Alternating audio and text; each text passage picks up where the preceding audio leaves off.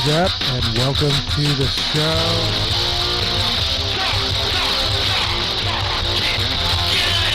We are listening to The Dictator, to the Saturday edition.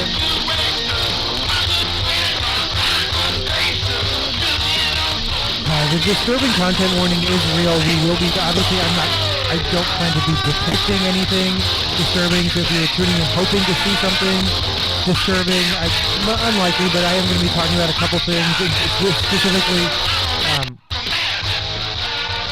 specifically violence against animals and children that I found upsetting, that you might find upsetting. And then the trash streaming, I just learned of a style of live streaming that I may or may not participate in. We'll talk more about it. That's probably our top story.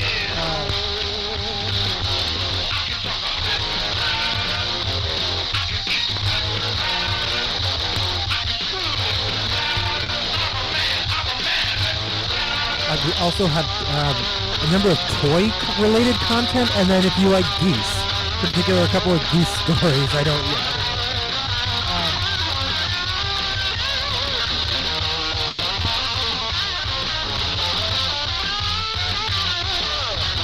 did not. Well, okay, no, hold on. Yeah, okay, we talked about the disturbing content warning. We will have a couple of stories about talking about child and animal abuse. That's unfortunate, but we'll get to that. Last episode ended with my coin machine fail. Like, I was trying to demonstrate how cool this machine was and how well it works to sort coins, and then I was thinking maybe I'm just too drunk for this, but it's actually broken. Like, it's just broken. Karma is here. She was here a couple minutes ago, and then she jumped on my lap, but I wasn't expecting her to, and so I brushed her. I didn't mean to, but I knocked her off. I'm glad you have forgiven me, because that was absolutely an accident.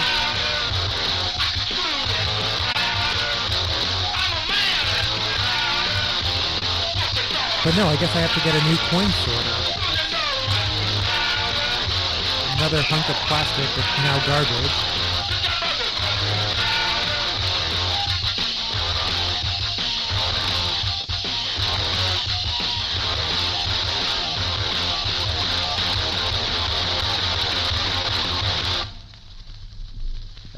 Faster and Louder by The Dictators. This is Weekend off of Every Day is Saturday. Hi.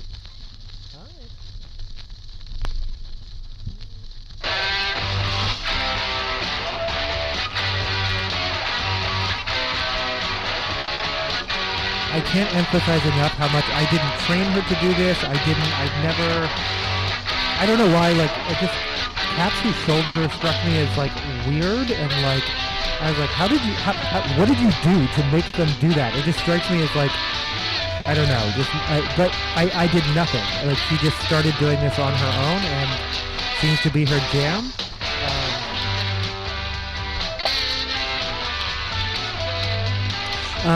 Other than a couple of stories here and there, I don't have too much hard news. Again, this is more of a this is another kind of odds and ends. If we get to the unboxings, we get to them. I keep promising them, and I don't. I don't think anyone cares either way. But I have just a random assortment of stories from social media, and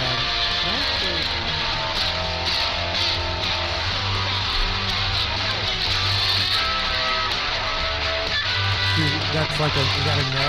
Yes. Okay. We're good. Sorry, the way you were sitting was making my neck a little weird.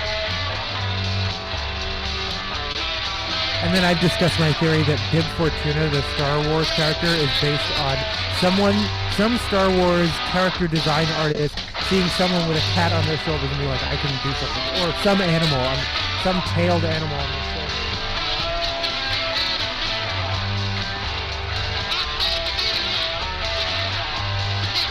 I did not go to the Screamo Ace Hardware today.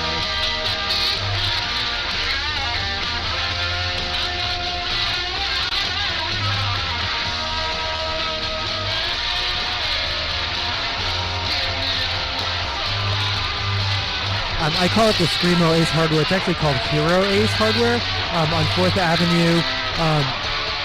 It was only one time, and they were blaring. It literally was the loudest I've ever heard music in a retail establishment. But that's what you get when it's a workers' collective. They can do what they want. They have no boss. Is my understanding. Yeah, whenever I shout out Ace, I do want to emphasize that is an endorsement. So normally I talk about a lot of companies, and most of them, I have no specific. Like, people are always like, wait, why do you always do like my Snack Attack series? Like, why are you always talking about like McDonald's? Aren't you like anti-corporate and vegan? Yes and yes. Nonetheless, just kind of the weird and wacky foods that they come out with is interesting to me, and so I will talk about it. But it's not necessarily an endorsement. I'm not going to rush out and eat it, and I'm not necessarily encouraging you to either, but it's interesting to know it's out there in the world, I guess.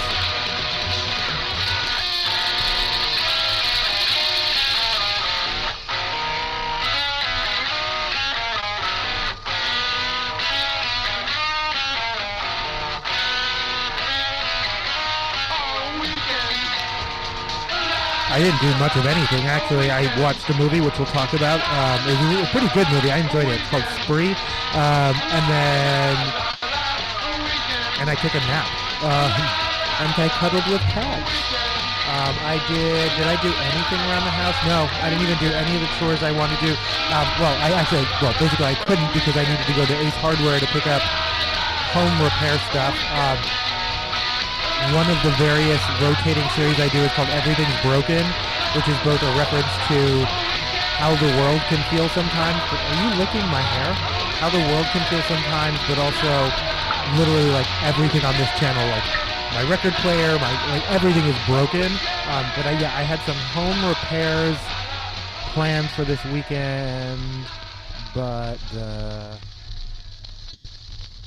I didn't make it to Ace, so I guess obviously without doing that, I couldn't have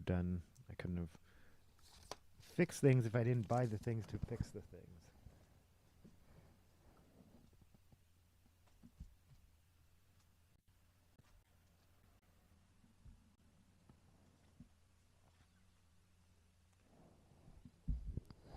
Here, this is...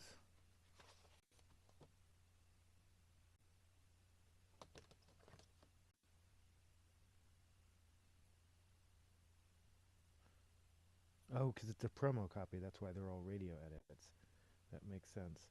This is Escape from the Killing Fields by... Oh, wait. Oh, I see. No, it's not. This is the Winner Loses radio edit by Body Count.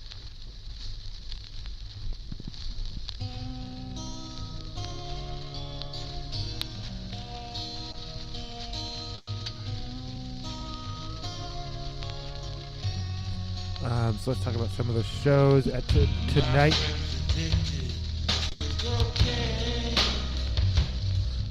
Tonight at Base Camp Studios, Caplock, Cassie, Katika, Blind Heresy, The Blood of St. Angelus, and then happening at Concrete Island, Belly Cats, Flea Mail, Hobby, and Knucklehead.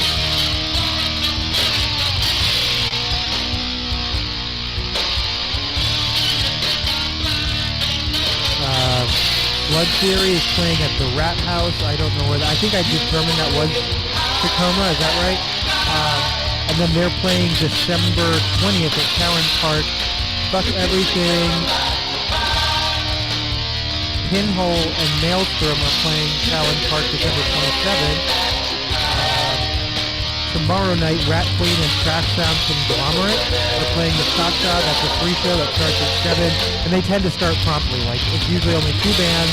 They start and end pretty early.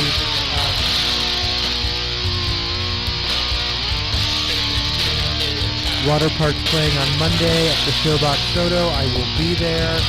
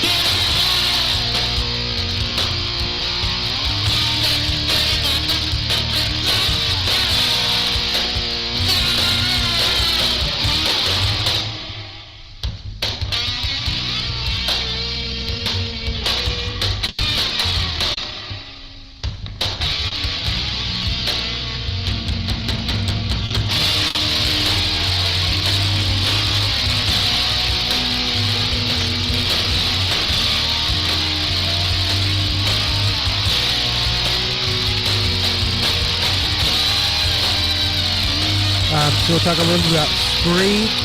It stars Joe Keery from Stranger Things, Sashir Zamata from Saturday Night Live, Kyle Mooney also from Saturday Night Live, David Arquette from Everything Awesome, including the Scream franchise, Frankie Grande, Ariana's brother, Misha Barton. It must have been a blink and I missed it role because I don't remember her being in it, but and then I ended up just like looking up, like what has she been up to recently. She is currently touring in England. She is British, as it turns out. I don't think I knew that. As Phyllis Dietrichson in a new stage adaptation of Double Indemnity, which is one of my favorite movies. Fred McMurray, Barbara Stanwyck, Edward G. Robinson. Oh, so good. Such a good movie. I want to say 1946. Fred McMurray, mostly you know him from My Three Sons. Barbara Stanwyck always plays Femme Fatale, and she always does so well. You wanna get high at the sky.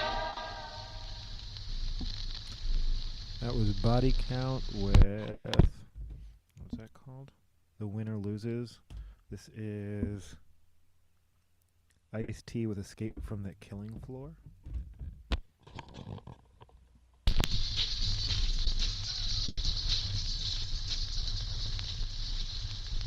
And then I guess she was on something called The Hills New Beginnings, but The Hills not a reality series, so how are reality series casting actresses? Do I not, am I don't want to know more, but I mean, it is what it is, but I'm just confused, I guess.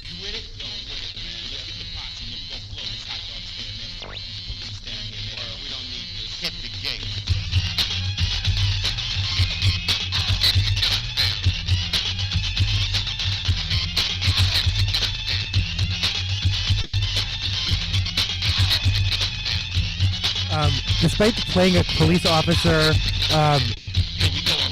for like 20 years now, Ice Cube still gives off total. There's this footage of him being stopped, and he does well. He's actually in the wrong because he doesn't have papers, and he's like, "I'm on my way to the DMV," and they're like, "But you are driving right now." Like, and he's just all like, "Come on, man!" But he totally has like fuck the police energy, despite the fact again he's been playing cops for he's been playing cops for like 2 decades now.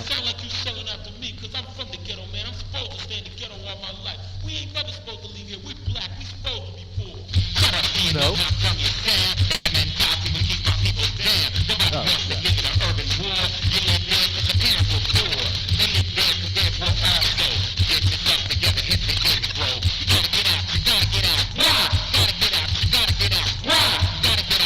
But I'm sorry. Spree is for fans of Searching, Missing, Nerve. It's one of those movies where much of the story is told through social media, through different clips on different formats, vertical formats, lots of emojis, a lot of on-screen text and things like that.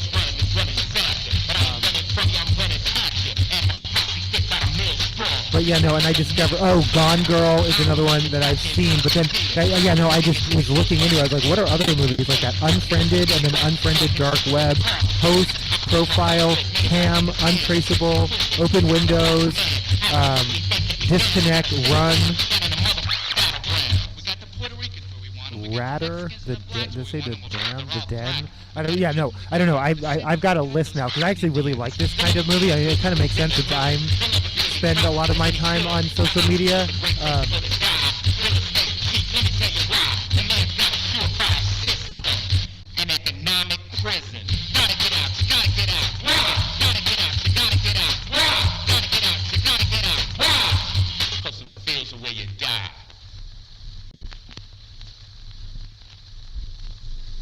That was called Escape the Killing Fields.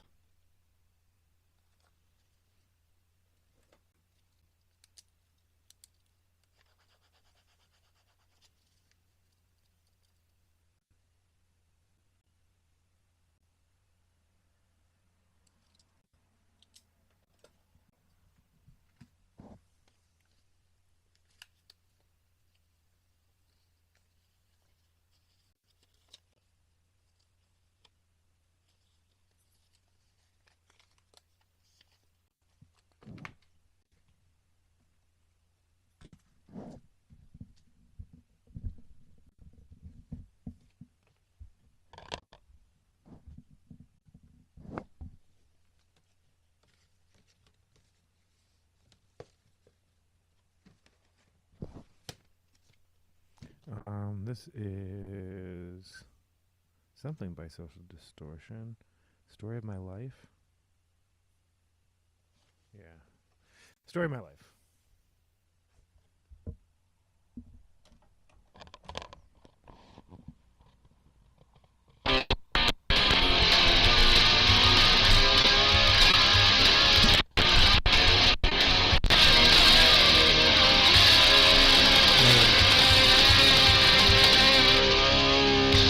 What is this called? I think it's just called Social Distortion.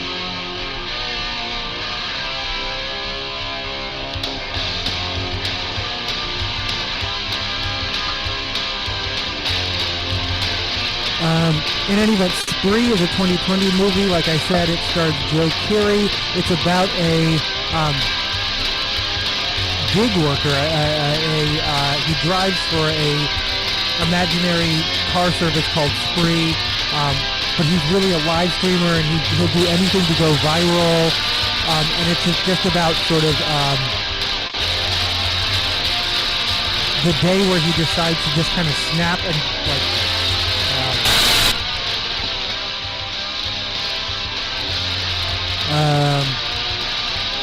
But yeah, no, it's by a Polish director, and I guess this is, so trash streaming is a real thing. It's popular in Russia and former Soviet states, Poland, parts of Europe too, Germany. I guess there's a big French guy that's big into it. And then, yeah, so trash streaming involves edgy or transgressive content, usually either debasing or humiliating yourself or others. It can involve violent content, violence, degradation, physical harm. Oftentimes there's a donation aspect, but again, these aren't fans because they will pay the streamer to do increasingly extreme acts, either, again, to themselves or to others.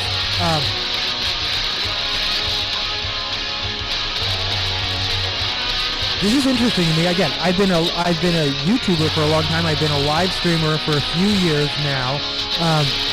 Despite the fact that this channel is called Trash GPT, the trash refers to, again, my mixer is a piece of shit, my camera's a piece of shit, my record player is falling apart. Like, there is a trash aspect to this channel, but I actually do take pride in my content. Again, I don't think of my content as trash, but we'll get to it because it's a little bit interesting. Some of the sort of early influences on what they're calling trash streaming: Jackass, Jerry Springer, Big Brother. I don't know why I never liked Big Brother, because I'm such a huge Real World fan, which is like the granddaddy of all. Let's just take people with very different but strong personalities and put them all in a house together and see what happens, kind of social experiment shows. But yeah, it's the only one of them I like. I don't like any of the copycats for whatever reason. And actually, even later seasons of Real World, the casts all start to blend together, the cities all start to blend together. Like, I really only like those like first few seasons.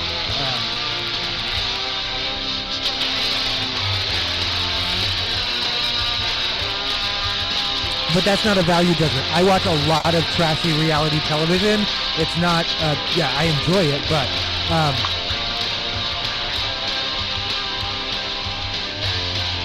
I definitely don't consume any trash streaming content. I don't like to, I definitely get secondhand cringe. I don't like to see people humiliating themselves. I do not have that thing going on. Or other people. I am absolutely averse to all forms of pranks. Like,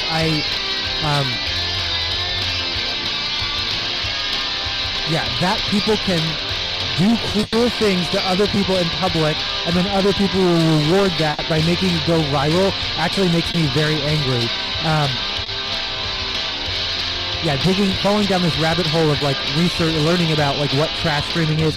I learned of this concept called a lower internet. I mean, it's not the dark web, but it is like, I don't know, low quality, edgy, again, transgressive, just like shit posts coming in. It's just another word for shit post, but lower internet.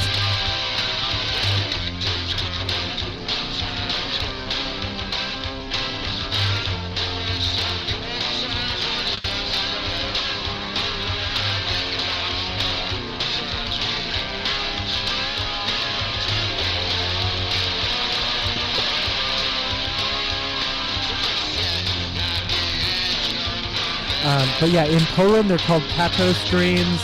Um, and then a Polish research group. Oh, Johnny Somali is that guy actually pisses me off.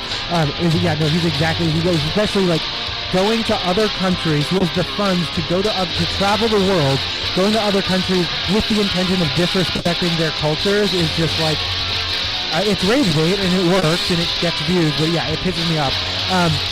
But no, anyway, the Polish researchers identified certain types of certain common categories of trash streaming. One of which they call alco streaming, and it's basically just people abusing alcohol and committing drunken acts. Cheers. I don't purposely get too drunk or messy drunk, but I've been known to on this show. I drink, and sometimes I live stream for 3-4 hours. I get pretty sloppy. Am I trash streaming? Yeah, no, and sometimes viewers encourage me to misbehave. I talk about violence in the world, and I usually I do put the content warnings and disclaimers when I do talk about the violence in the world, but I abhor violence. I don't commit violent acts. I don't enjoy watching violent acts. I have no problem with simulated acts. I like horror movies and whatnot, but I don't like even like sports. I don't like boxing. I'm okay with football, but part of me is still like, all these men are getting like brain damage right now. I mean, they're paid millions, but there's another cost there, so which makes it hard for which makes it hard then for me to enjoy it.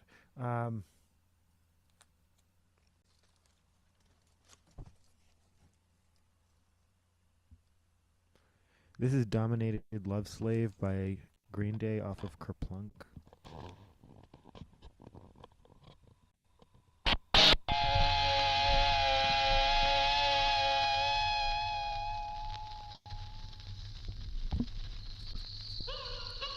I used to really want that flower as a tattoo. I kind of still do.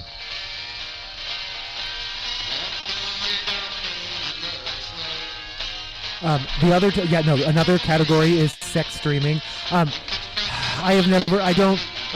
identify as asexual, but I have a tendency to remove my clothes on the internet.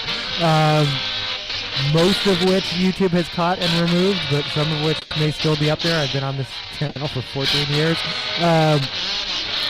YouTube once made me take a online human trafficking sexual exploitation class for exploiting myself because I was revealing myself on the internet. Alcohol streaming. I guess that's something I do when I'm drunk.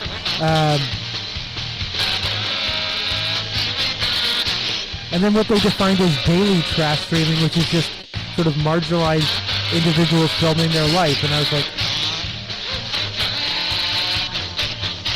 but typically, again, those are people who engage in a lot of fighting with others, and it's usually like, again, in conjunction with alcohol. There's a mother and son Russian where live streaming, I guess, team where he'll do things like he'll kiss his mother on the mouth when people encourage him to, but then also he'll beat his mother, and it all sounds kind of depressing, but.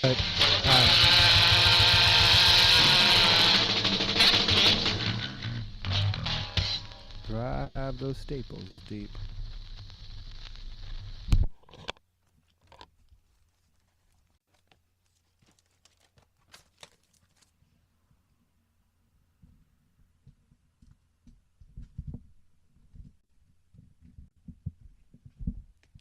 This is Maroon 5 with Girls Like You.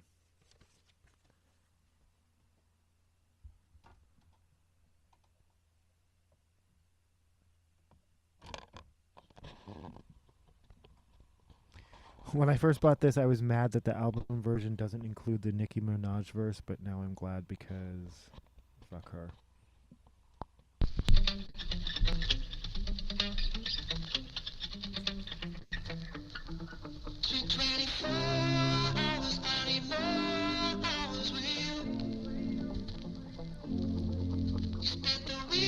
Okay, my new operating theory is that Paul Dano actually somehow paid Quentin Tarantino or like coerced him into like that, because it is only the backlash against Tarantino just because of the pettiness of it and randomness of it. And I don't know if Tarantino realized how many people love Paul Dano like strongly. Like I said, like some content creator referred to it as like the internet assembling like Voltron around Paul Dano. But yeah, no, I predict / we are already in the middle of a Paul Dano-sance, just like we had a Brendan Fraser-sance. But yeah, I think this will only do good things for Paul Dano's career, which was probably not Tarantino's intended result. I'm also operating on the theory of many people, obviously, because Paul Dano has been outspoken in support of Palestine, and Tarantino has actually gone and visited and met with like IDF soldiers to like give them a moral boost, because go kill more kids in the head. I don't know what that would entail, but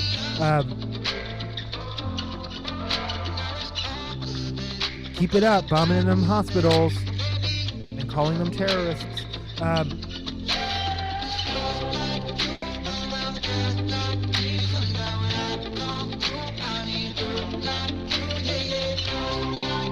I don't know if you've heard of Maroon 5. They're like this kind of underground punk band. Say what you want.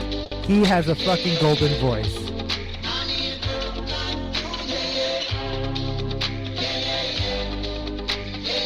Makes me want to dance like a white girl at a wedding.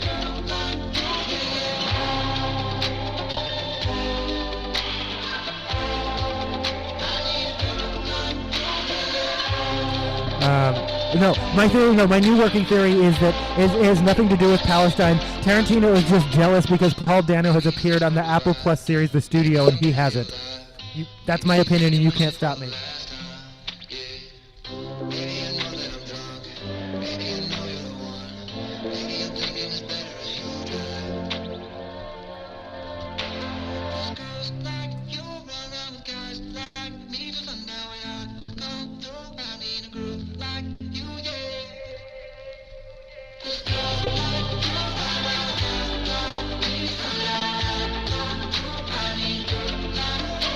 Paul Dano has been married to Zoe Kazan since...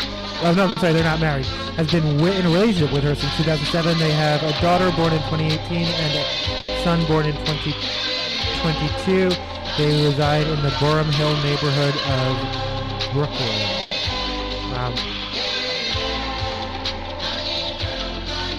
So I forget that he started as a child actor. He did actually a lot of theater as a child. The first thing I remember seeing him in was Little Miss Sunshine. It is wild to me that Little Miss Sunshine and There Will Be Blood are only a year apart. I thought, yeah, for some reason in my mind I've like retconned Little Miss Sunshine into being a 90s movie.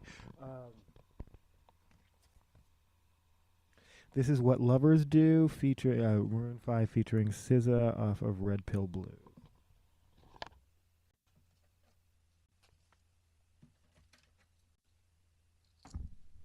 That didn't work.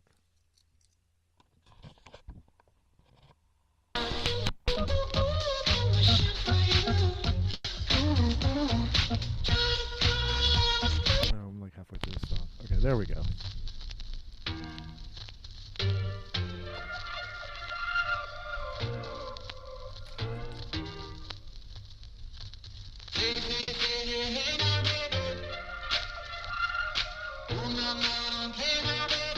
He was the voice of Alexander in Where the Wild Things Are.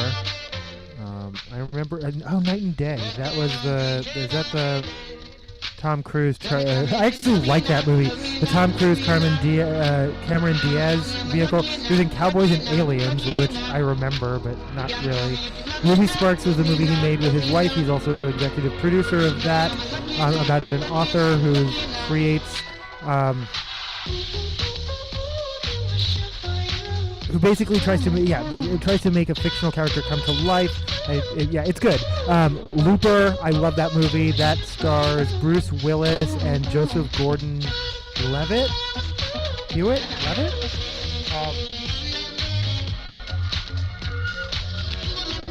Jennifer Love. Jennifer. Okay, now Joseph Gordon-Levitt, I think. Okay, again, I'm literally holding the internet in my hands. It is Levitt. Okay. Sorry, it just sounded weird for a second.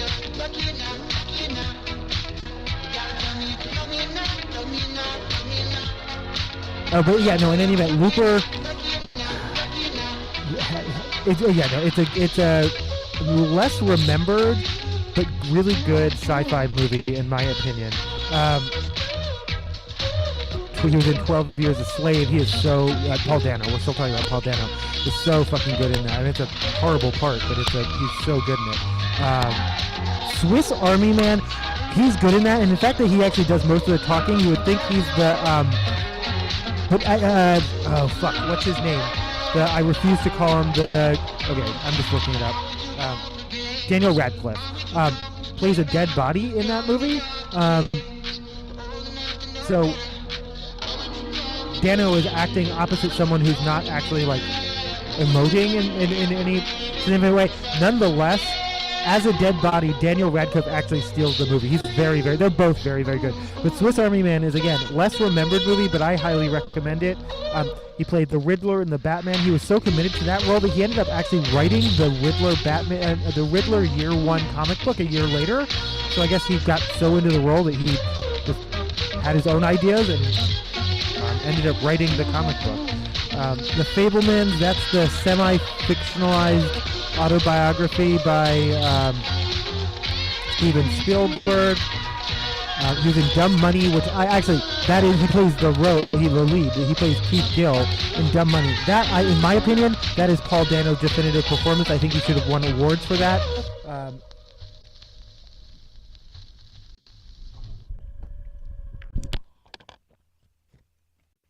Well, Maroon 5 has done its job and driven viewers away. I'm kidding.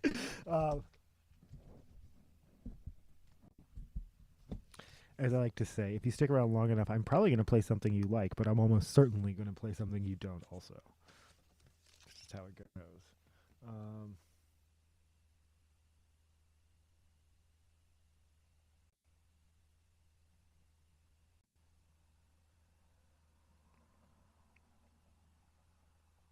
This is Blisters by Neurosis off of Word as Law. Actually, this is Insensitivity, followed by Blisters off of Word is Law.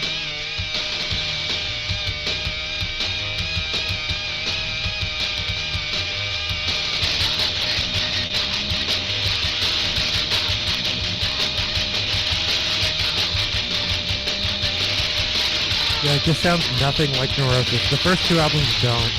The first three albums don't.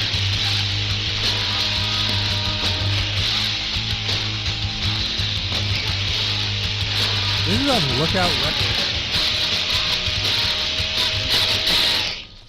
Remember when Neurosis was on Lookout Records?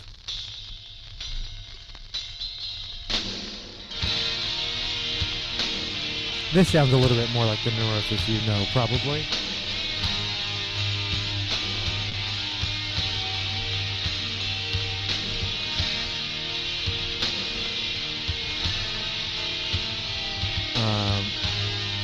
And then on TV, Dano was on The Sopranos. He was in the miniseries War and Peace around 2016. Escape from Dannemora is a mini-series that I have on hold from the library. It stars, co-stars Patricia Arquette and I want to say Benicio del Toro. Hold on. I knew that was going to fall down, and it did.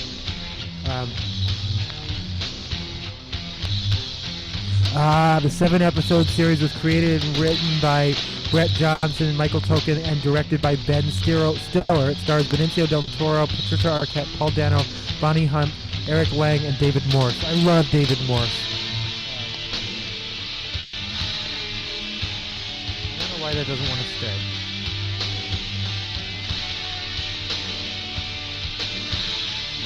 He did an episode of Saturday Night Live in 2022. Mr. and Mrs. Smith, I think that's already concluded. Oh no.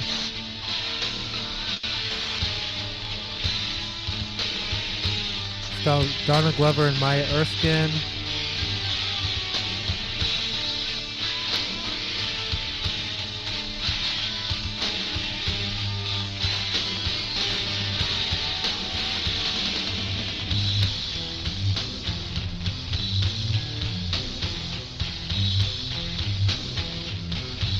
On May 14, 2024, Amazon Prime, I'm talking about Mr. and Mrs. Swift, sorry, renewed a series for a second season with Sloan returning as showrunner. However, whether Glover or Erskine are returning or not is unclear. On December 6, 2024, it was announced that Mark Edelstein, is that how you pronounce it? I know who it is. That's what I was picturing. Was cast for the second season. And on February 14, 2025, it was announced that Sophie Thatcher was in talks to star in the second season. On July 2nd, it is reported that the second season would be filmed in Los Angeles. The first season was filmed in New York and Italy. On September 11, 2025, it was reported that production of the second season had been postponed due to issues with the cast. Okay, it's not been canceled. That's what I had thought. I thought it was a one and done. And then again, Dano starred in the studio as himself. He did a lot of theater, including as a child. He played Little Boy in Ragtime. He was a street urchin in Christmas Carol at the theater at Madison Square Garden in 1997 and 98. More recently, he played Meriwether Lewis of like the Lewis and Clark Mary Lewis in a play called The Free Man of Color. That's at the Vivian Beaumont Theater in New York. And then in 2019, he played Austin in a play called True West. The play called True West. It is the Sam Shepard play.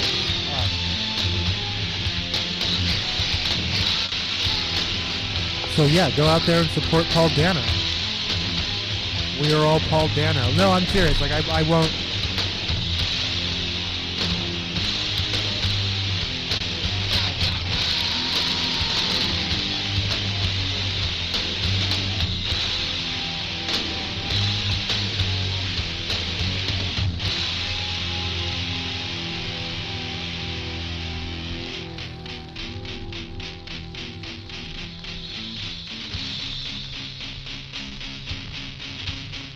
Okay, I warned you of the disturbing content, and this is it.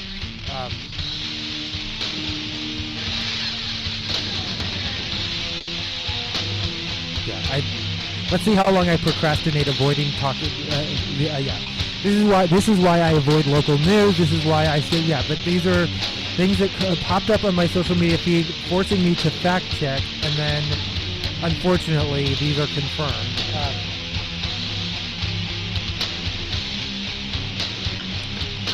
I swear, it's only 3 stories. I've got 2 stories now, both involving children, and like I said, there's one other story coming up.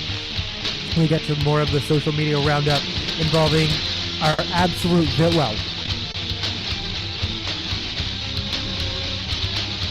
these people would be our villains of the century. I can't even.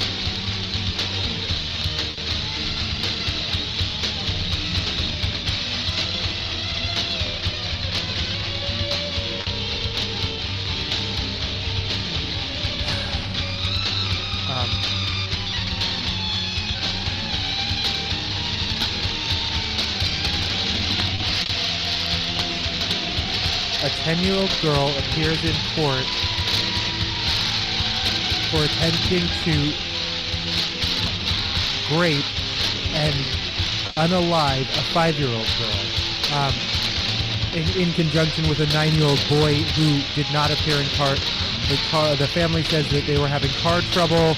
The judge says the boy has a week to turn himself in or to appear in court, or he will be arrested. Even though, again, 9-year-old. Arrested appearing in court, a 10-year-old girl and a 9-year-old boy attempting to sexually assault and murder a 5-year-old girl, who was found naked and urinated on in a field.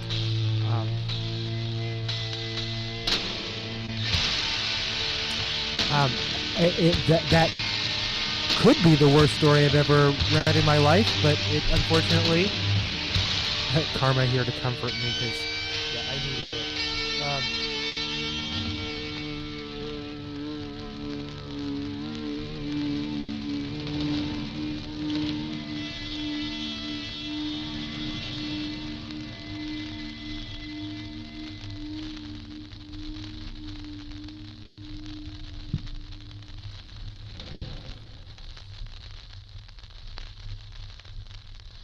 Again, that was Insensitivity and Blisters by Neurosis off of Werda's Law.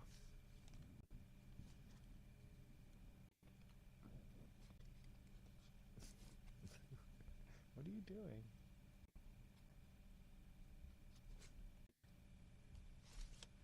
What are you doing, Bubsy?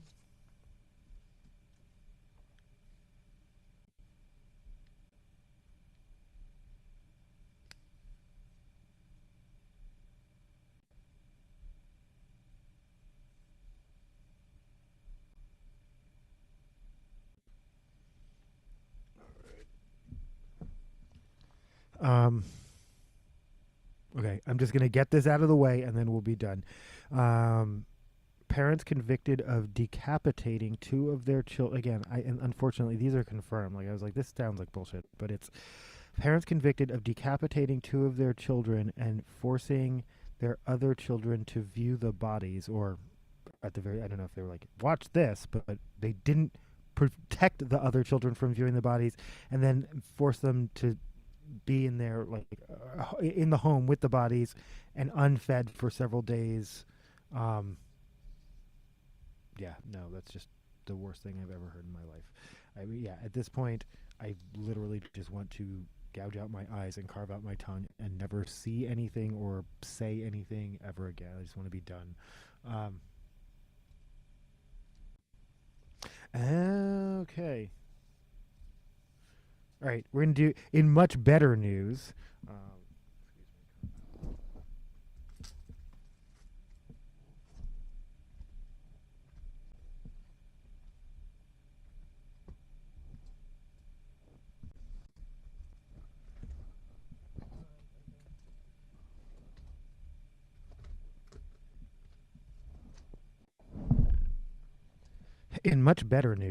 Jorma from Jorma from Lonely Island, dressed as Pee Wee Herman, joins Weird Al and Portugal the Man in a cover of Rage Against the Machine's "Killing in the Name of." Those are words. This is real life. Again, Portugal the Man brings out Weird Al and Jorma from Lonely Island, who was dressed as Pee Wee Herman, to perform Rage Against the Machine's "Killing in the Name of." Like, Al is absolutely into it. It is a completely, obviously, non-parody cover because that's not a song. It would be very funny to cover.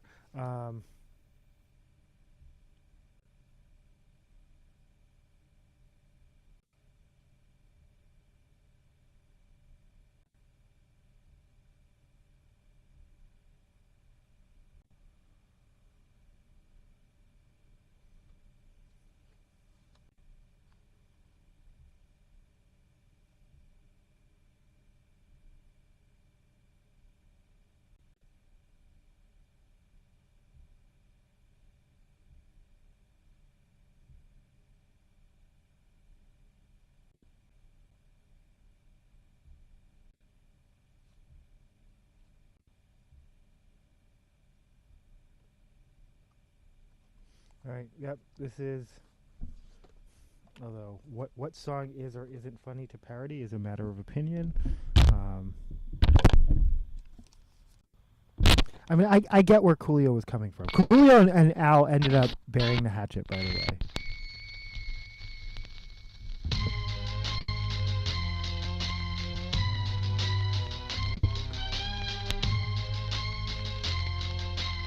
I've been having a lot of fun with people on the internet pretending that I don't know that the Weird Al story is fiction. So every time people like, oh, so there's a viral sort of I don't know type of content. And what? Well, no. This file under like man versus bear, but it said one of the common ones prompts that you see is name a Hollywood man that you would feel comfortable being alone with. Common answers are Keanu Reeves. This is so fucked up. This woman goes Leonardo DiCaprio. I'm 42.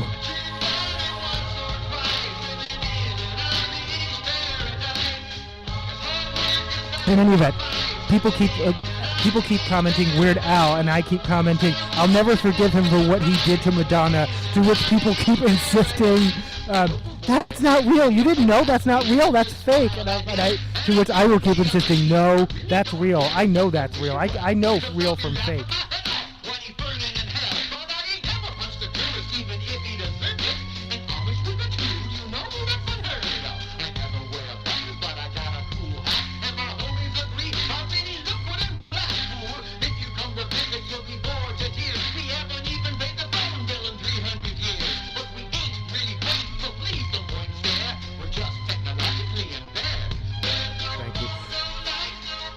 Yeah, she's okay. You're taking to this like new way of sitting that's like not comfortable for my neck. That's a lot better. I hope that works for both of us. I love you, and I love that you're a shoulder cat. That's a new thing for me. That's new for both of us. It's fun and funny. All right. Well, yeah. Weird Al was our moment of breath of sunshine. Back to more depressing news. Bobby Kimball of Toto can no longer perform because of dementia. People keep saying that AC/DC maybe should be done touring.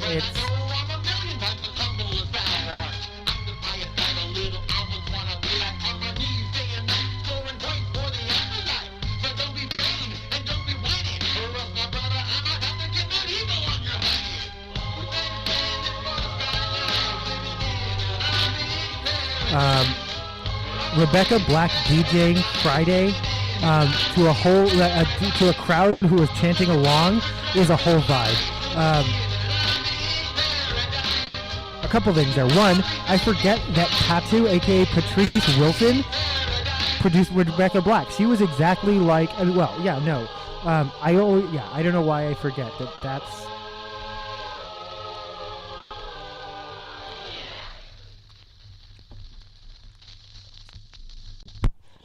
Like I don't forget that.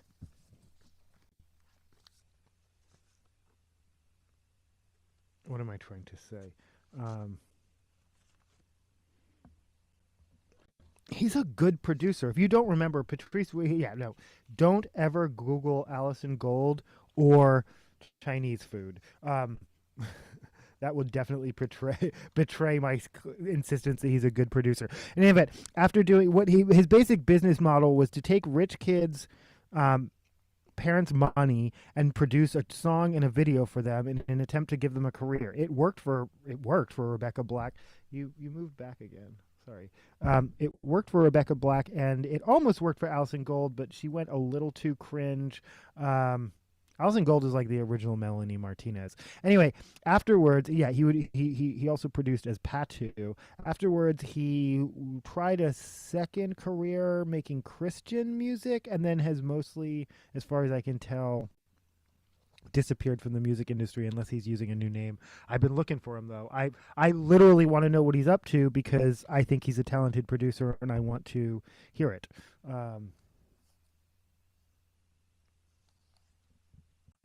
Whoops, sorry, Carmen.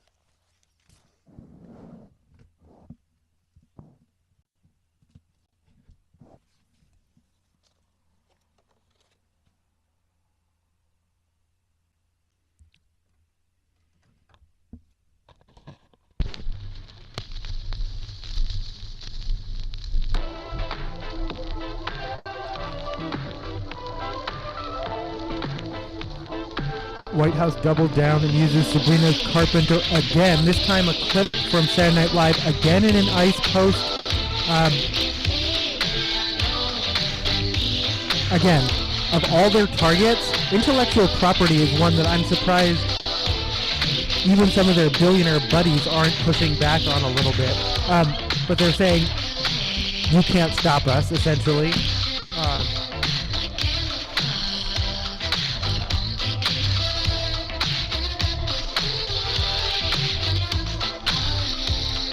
But no amount of trolling will change the fact that the overwhelming majority of American creatives want nothing to do with them, and they have to steal content. And it proves that they need her social currency, like that they need to trade on it, that they're on the outside. First of all, that they're fans. If they didn't think she had influence, they wouldn't be using her content.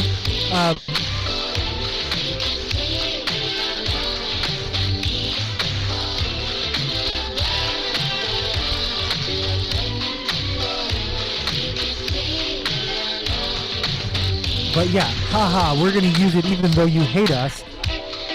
It's still an acknowledgement of how unpopular you are and your perspective is.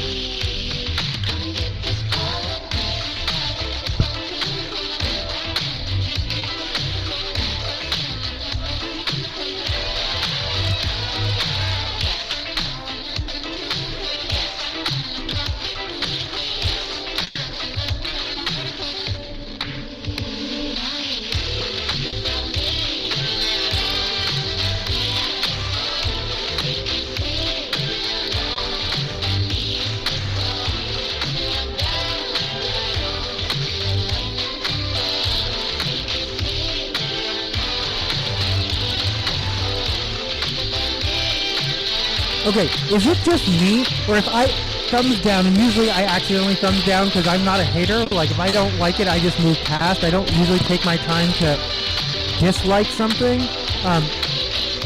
But if I accidentally hit the thumbs, you can't like no matter how many, there's no, once you've hit the thumbs down button, it's just, you can't undo that? Like, or is that just me? Am I doing something wrong? I don't always understand exactly how TikTok works.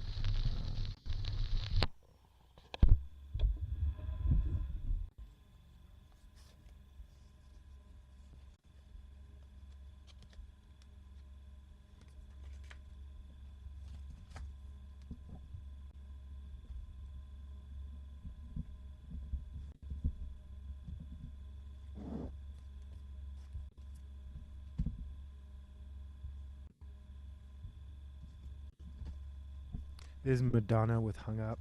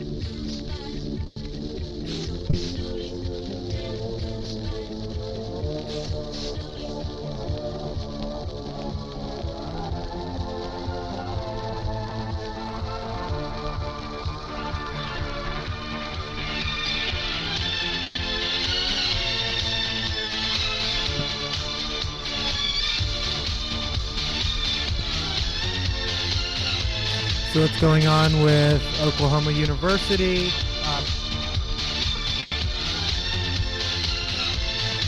People keep making, well, jokes, but probably somewhat prophetic, that you're going to be seeing a, whatever her name is, Riley Gaines collab coming anytime soon. But that's a real thing, because they do these package tours. Like, I don't know if these people have agents or whatnot, but I don't hear anyone, I hear everyone referencing Riley Gaines, and again, pointing out, you still would have come in 5th place. People aren't talking. Olivia Kolchak is the original, whatever this Fendeki or whatever her name is like specifically troll baiting your professor to get the reaction that you want, and then whining to the right-wing press, who predictably will turn you into a celebrity.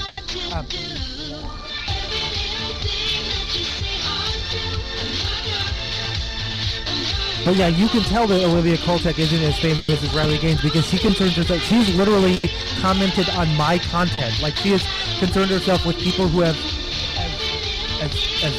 as little influence or reach. I'm also certain she must Google or search her own name on social media just to have even found my post, because it only had like 4 views and one of them was her and she commented on it. But yeah, no, the fact that Jonathan Cho, I'm pretty sure knows who I am, would recognize me by face. Randy Krauss has gotten straight up in my face. And these are people, remember when Trump had his little panel with like influencers and like Digby was there and all that, and they're there talking about how hateful the leftists on the West Coast are and how they've been assaulted, blah, blah, blah. Because Jonathan Cho's whole thing is he likes to get up in people's face and then bait them and then say that they assaulted him and whine to the police. Usually women, because he's a fucking coward and a pussy like most of them are. But Randy Krauss has gotten up in my face and then trying to imply basically like she was implying that Riley Gaines was willing to debate, and she couldn't get any takers, mostly because they use ad hominem attacks. There's no debate. They don't spew facts. They spew opinions, which they're entitled to, as wrong-minded as there are. They don't listen to facts. There's nothing to debate because everything Riley Gaines says has been asked and answered, has already been discussed.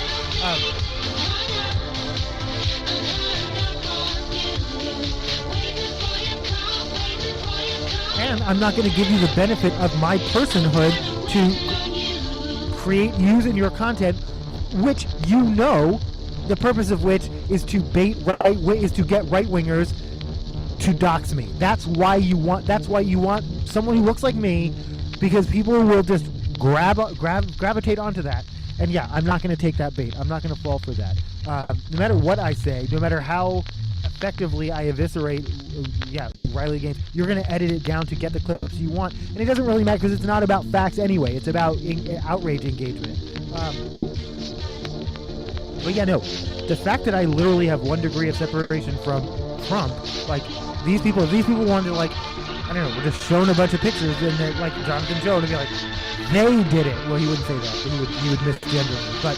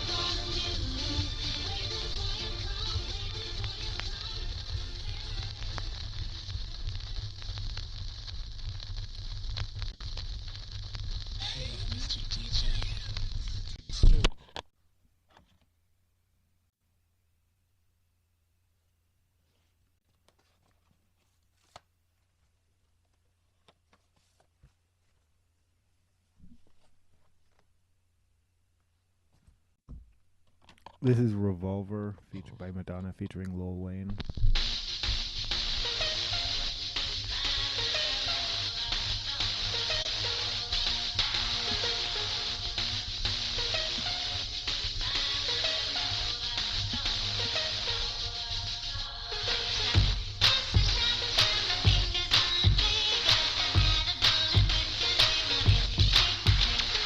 And then a content creator named Kendall Brown, basically talking about how, in her opinion, the student isn't even, and I mean, to me, and I talked about this on, like, when this story first broke, this student is unfortunately completely manipulated by her mother,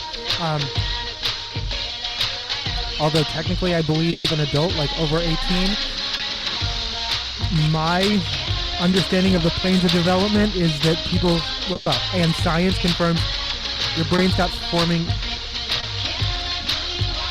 around 24. Until then, you're easily impressionable and subject to your environment. And so, to a certain extent, I'm not going to feel too sorry for her because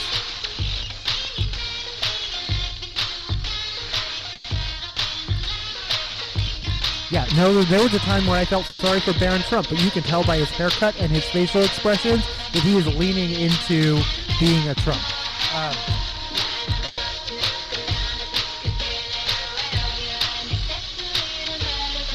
In any event, Kendall Brown, an OU alumni, one pointing out that this past week has severely devalued her degree and anyone's degree and the credibility of the university as a whole, in their attempt to save their own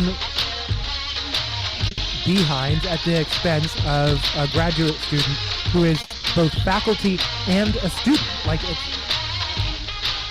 They're not protecting either.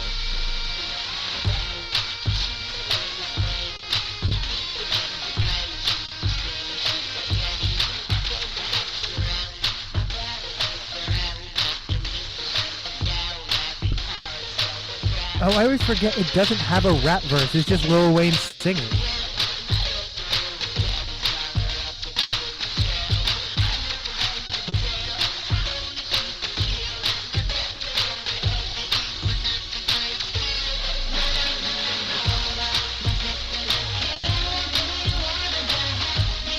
But in her mind, the real villain isn't the student either. Although she points out she had also originally given the student a certain degree of benefit of the doubt that maybe she didn't realize the collateral damage, but Kendall Brown now actually figuring out, that was the whole point. That wasn't, I'm selfish and I don't care who else I hurt. It was, I am trying to hurt this person in this community. Also, the students out there, she's out there misgendering the professor on purpose. And complaining that she didn't get a personal apology from the university. Because as many people point out, that's what a normal college student does when they get a bad grade. They run directly to the governor. But again, credit where credit due. It worked.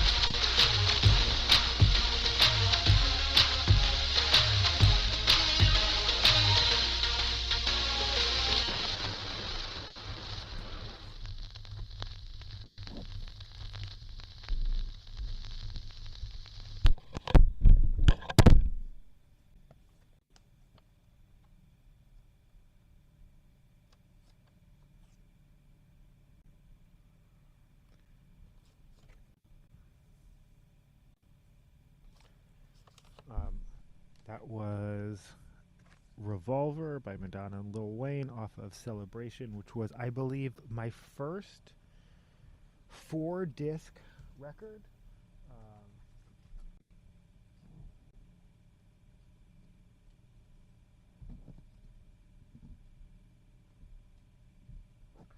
This is Trash Sound Conglomerate. They're playing tomorrow night at...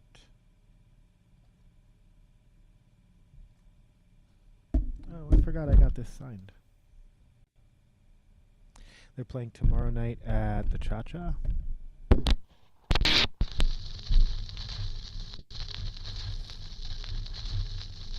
I love that they say this.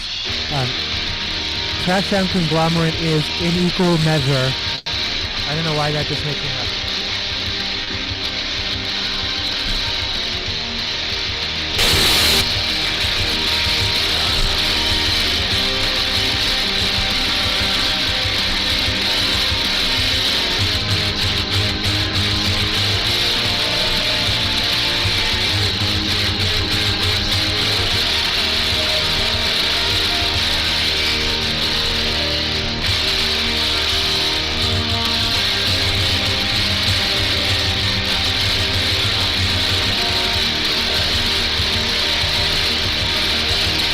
But people, as I said, OU President Joseph Harris Jr. and the Board of Regents in particular, people are singling out. And people are really saying, like students, former students, alumni, This is an institution we care about, reputation on the line. Like OU is a real, serious, respected university. Well, it was, but the national and international, what most people know about it now is not positive.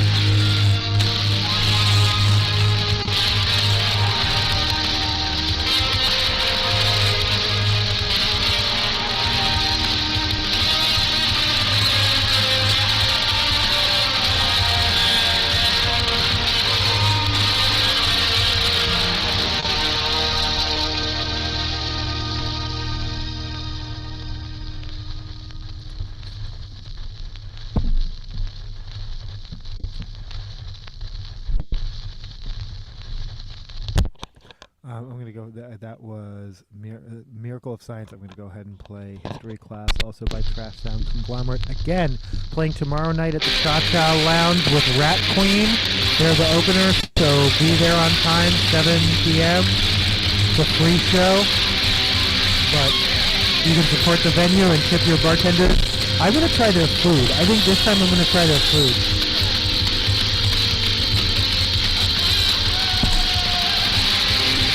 But I really appreciate that. They're fast turning into one of my favorite venues. I love their free Sunday show.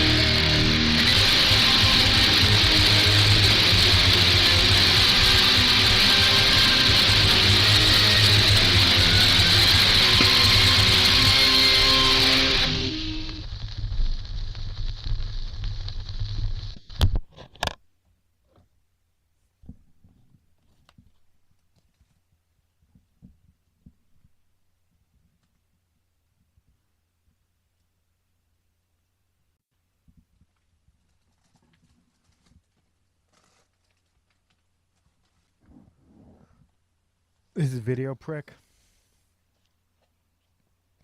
with My World, My Life.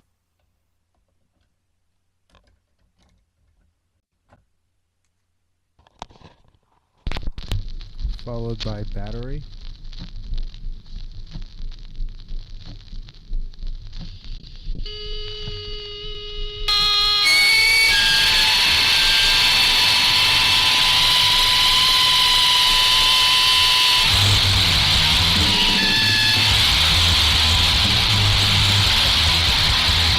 I had mentioned that there was a protest.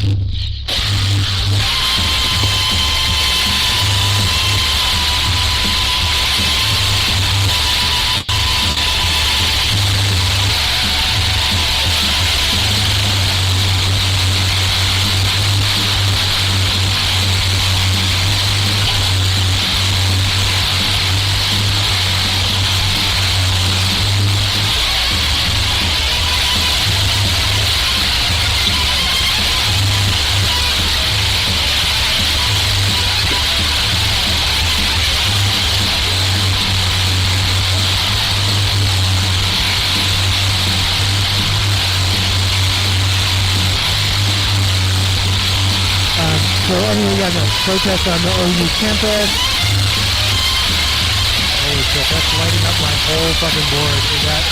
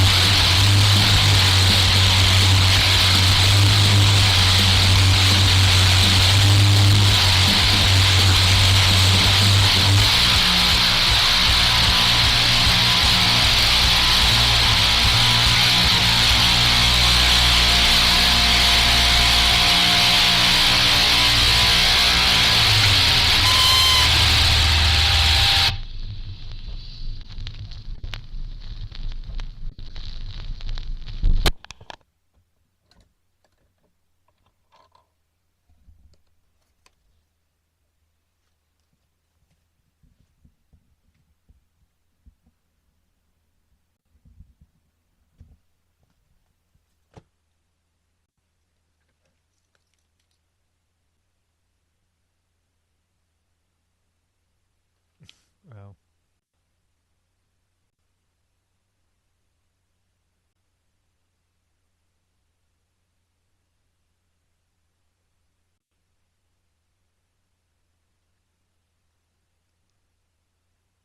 This is YOLO featuring Adam Levine and Kendrick Lamar by The Lonely Island. Oh, whoops. Don't need sides. Wait.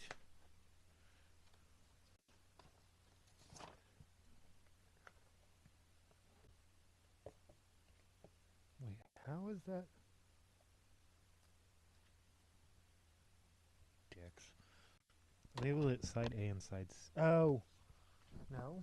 No, wait. I thought I had figured it out, but I can't. Never mind. Me. I'm like, oh! Oh, no, nothing. Never mind.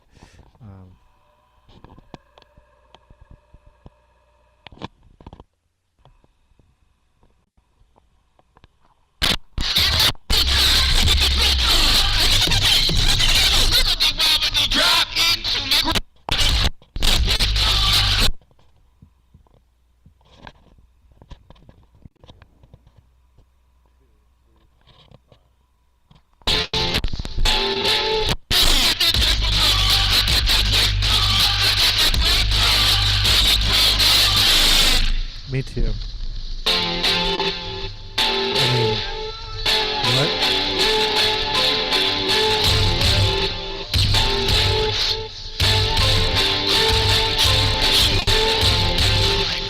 So some of the chants that were heard at the protest, OU, shame on you, bad essay, bad grade, protect our professors, protect our professors, and TPUSA go away.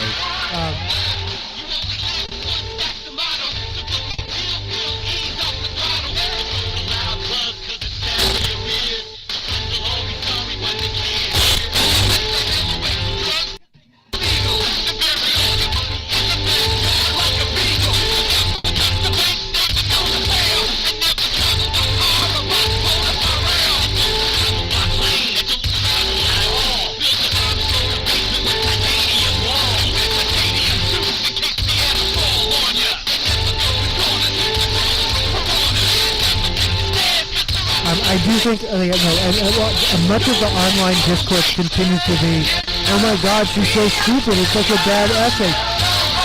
It was a bad essay on purpose. I hate to, again, give credit where credit is due. It was very smart to write a bad essay and turn that into, we now all know her name and we will continue to know her name and she's not going to go away. This is her career now. And she launched it.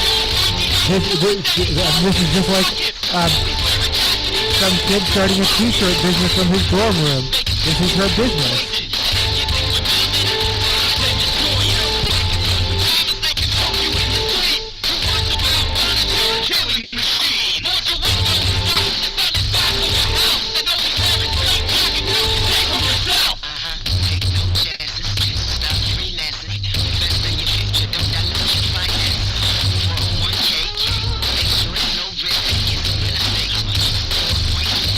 The university, for its, I'm not going to defend it, but to tell a balanced story, is interesting. They're following their review process as they always do, and it's nothing different or special for this case.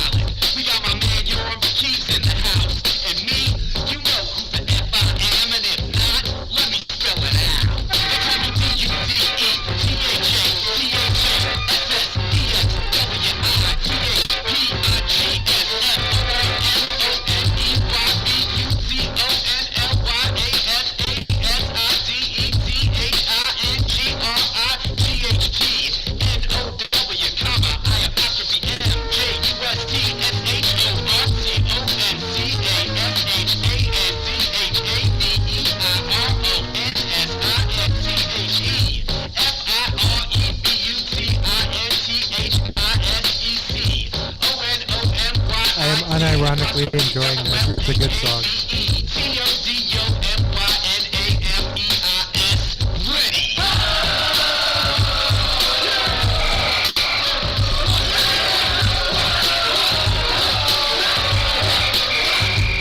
Wait, that's gross.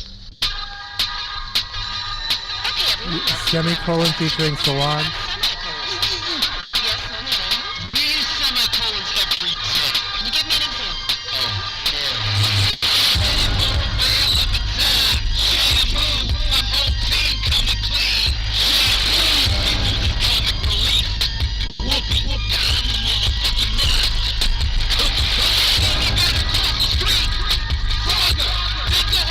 I'm a fucking monster.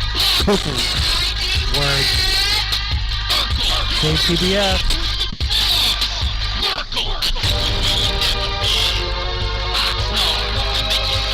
I've been to Oxnard.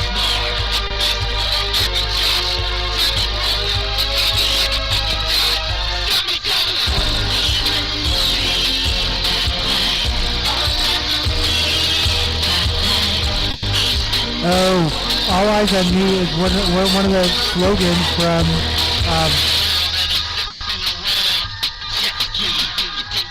Free.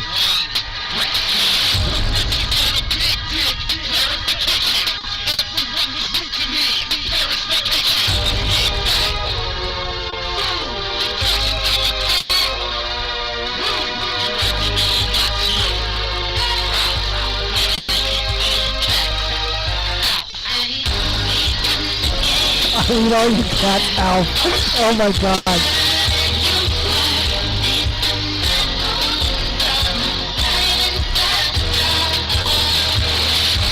I haven't listened to this song in a while.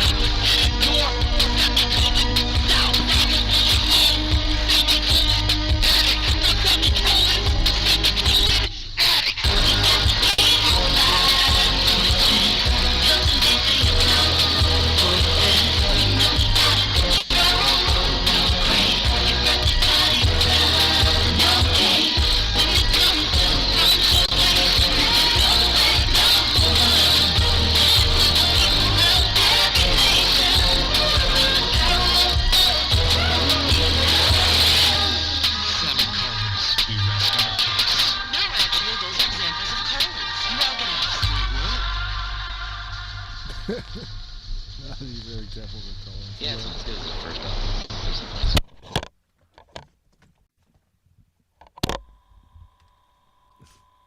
Eat all you cats. Alf. Sorry, Karma. No one eats cats. No one eats cats, I promise. Alf's completely, well. Paul Fusco's whole vision was that Alf never be seen or perceived as a puppet, which led to all sorts of ridiculous instances and conditions, including these trenches for the people puppeteers to hide in, that result in that like injured cast members, like people fell in, and yeah.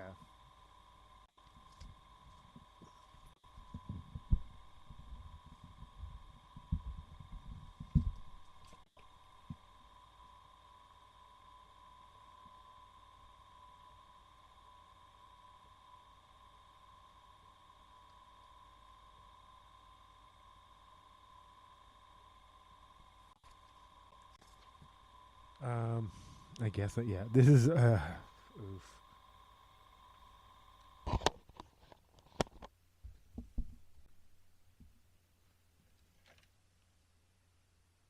This is Linoleum by No Effects off of I Heard They Suck Live.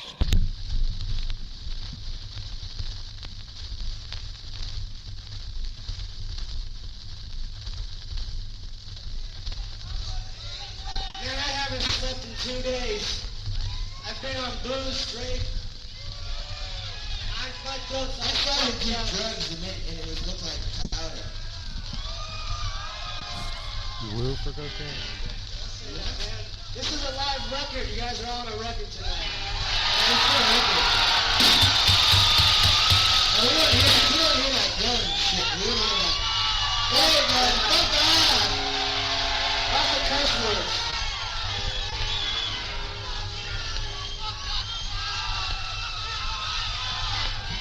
Fuck a variety of things.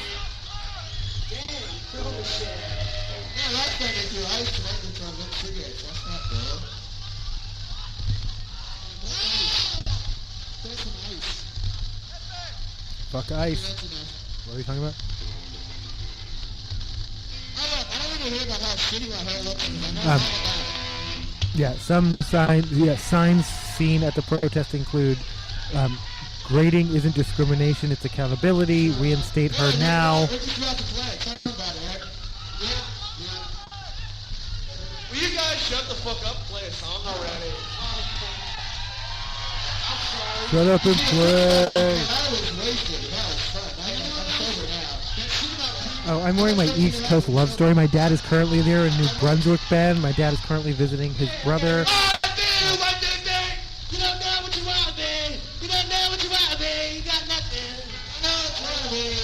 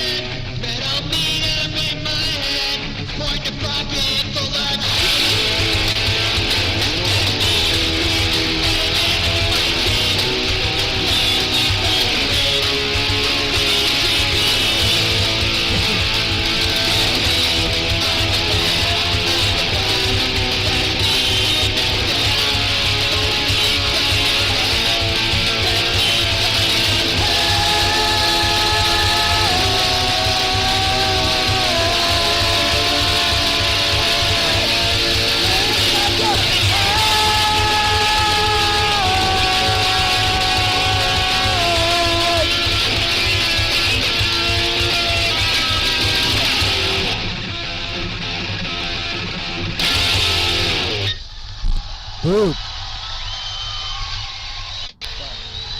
Why is that one of the best songs of all time? Well, well, why is it one of the best? Because it's one of the best songs of all time.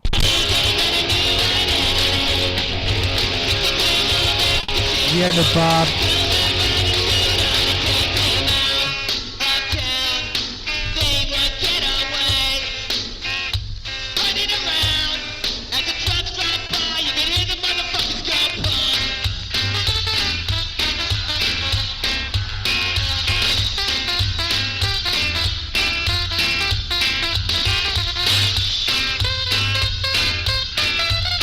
I never saw NoFX live. I've never seen, as far as sometimes at a festival. I don't believe I've ever seen NoFX live. I certainly didn't see them with a horn section. Or is that just Al Hap? Is it like the horn section is just Al Hap on trumpet?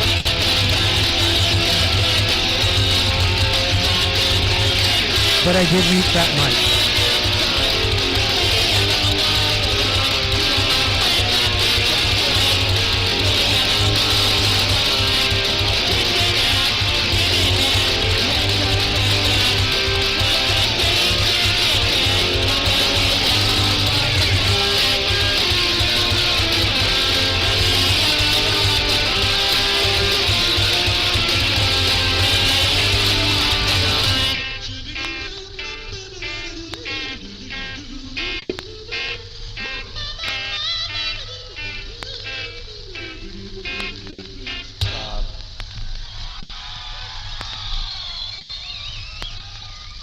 Not my favorite NoFX song. Hey, they got some guy spitting on me. Don't spit on me. I hate it.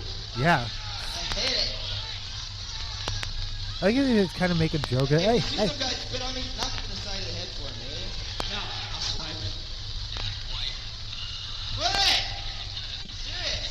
You get hepatitis like that. Alright, I'm not that punk, okay? I'm not that punk. That is, I've talked about this. What year was this recorded? There was a time when that was normal, and it literally spitting at someone at a band you like was mostly in Great Britain, but it did.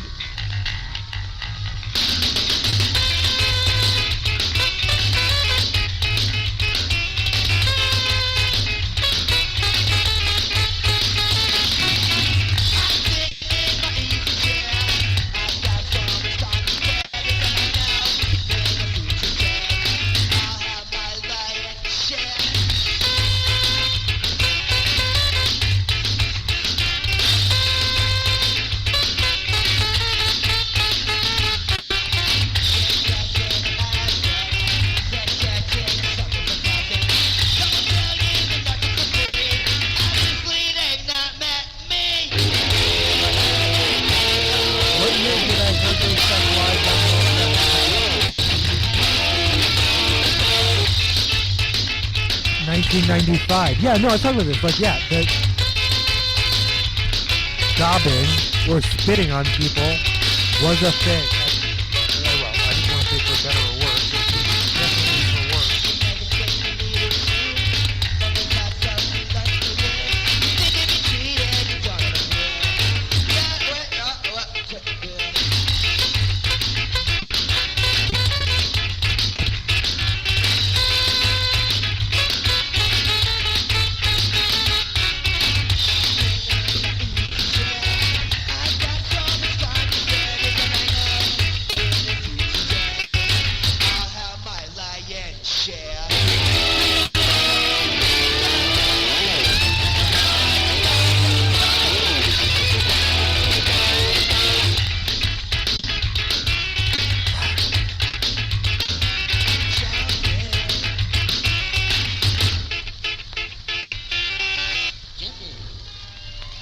So I guess I just realized this is their only. I'm sorry.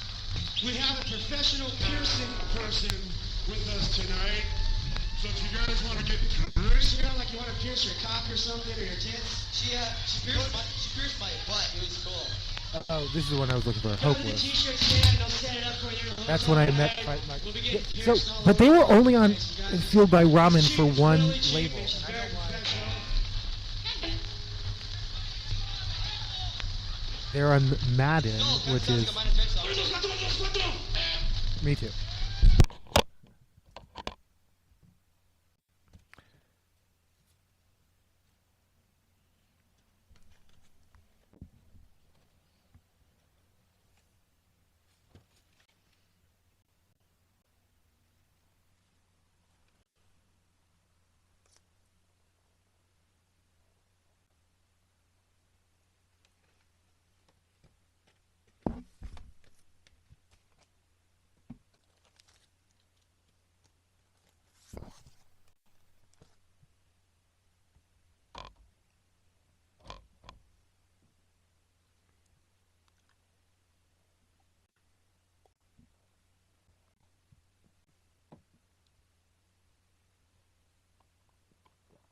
is turbulent.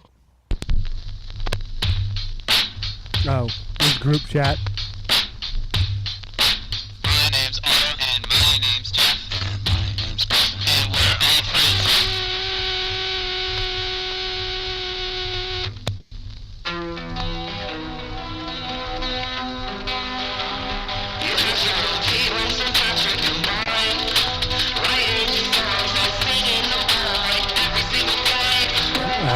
Water park playing Monday. Turbulent.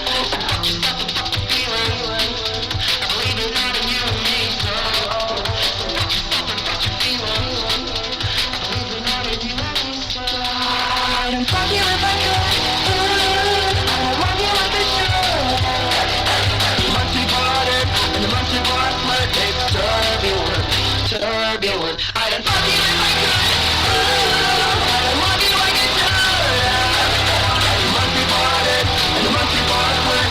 turbulent. Turbulent. You got your I keep passing back fast. She makes you happy. You must be out of your mind. What do you want? It's the master. I got the messages that you supplied. You know I got your number and I have a fucking answer. Anxiety was turbulent.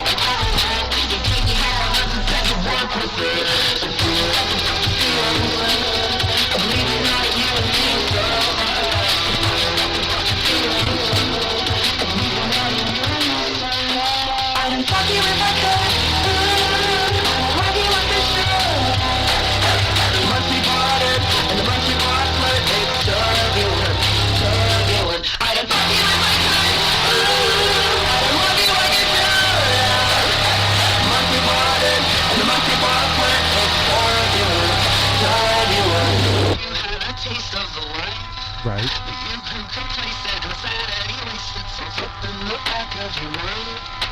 That's where you watch me die.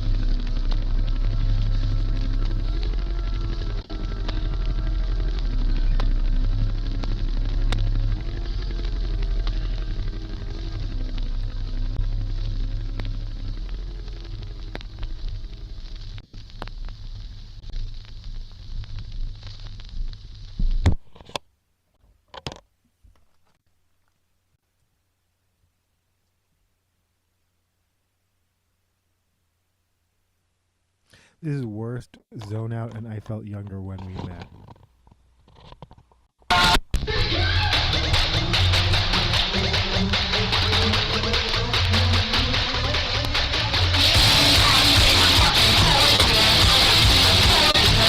The end of reboot.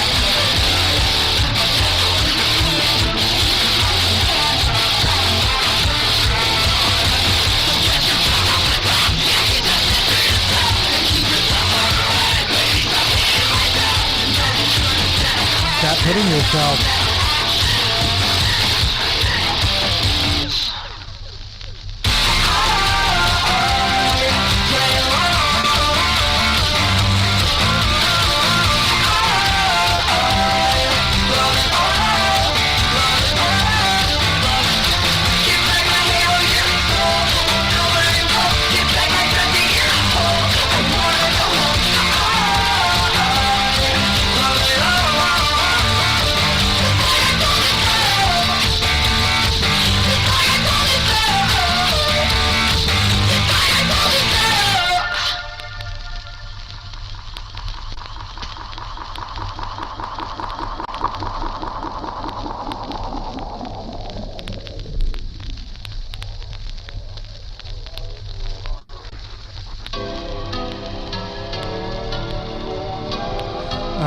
According to Rolling Stone Denim Drama, Sydney Sweeney has finally made an actual meaningful ass statement.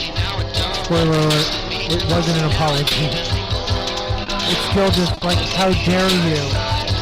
How dare you make me even speak on this? is what I heard.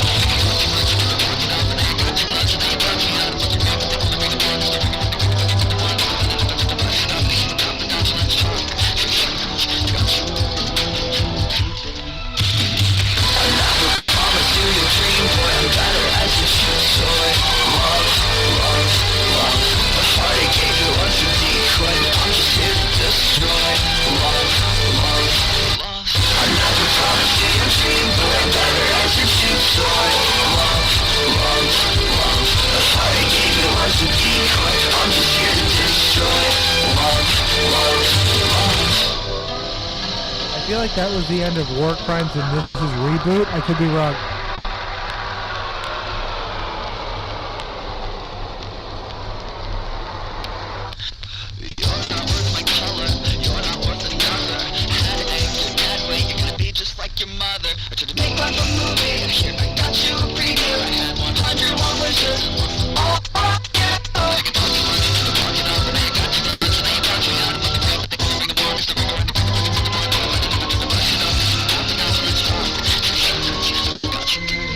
Can you keep it?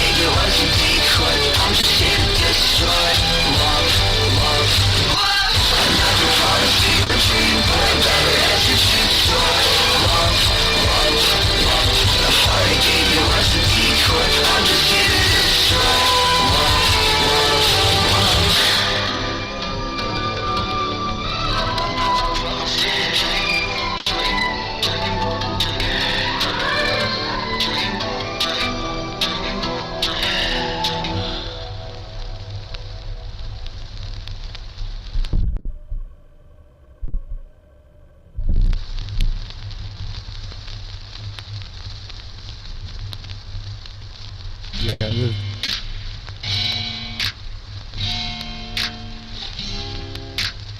Dealing with the shit so burns, so it's hard, but it's all off the flow.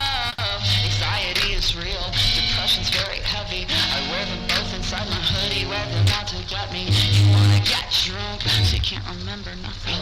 It was me or whiskey, now you're pissed I wasn't bluffing. Fuck it, took a couple shots, I'm you did fucking miss me. Miss some faithful, hit the backboard, breaking blood spring. So to leave out and never look back. You and your friends are now right, moving back. I think you're the worst of them, think you're the worst. So to leave out and never look back. You and your friends are now right, moving back. I think you're the worst of them, think you're the worst of them all. Everybody tells you that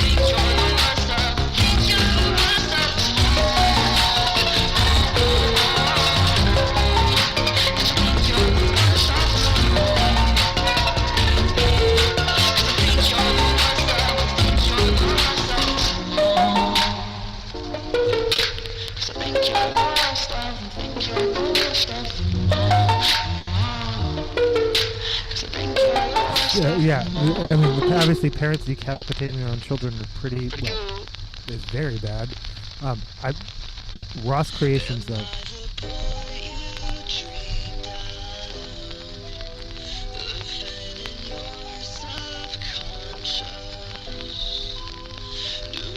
They still play this sometimes. I have no idea what they're gonna play. They have new material. At some point I should check that out. Like,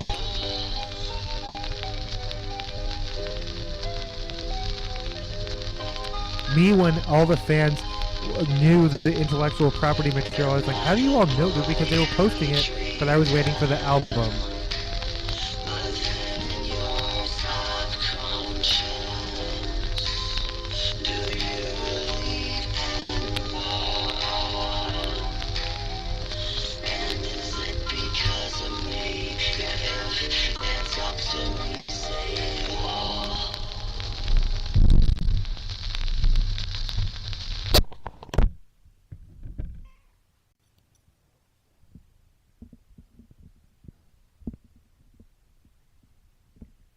Marv.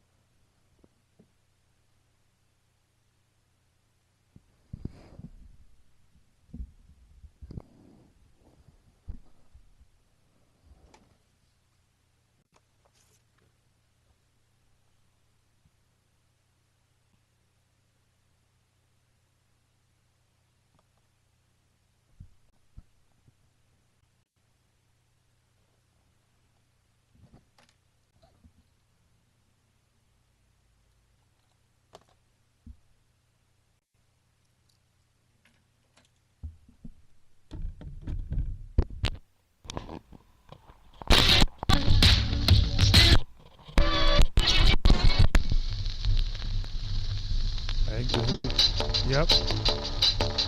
Portugal the Man with Feel It Still. I know they have other songs, but I like this one a lot. To keep my hands on myself.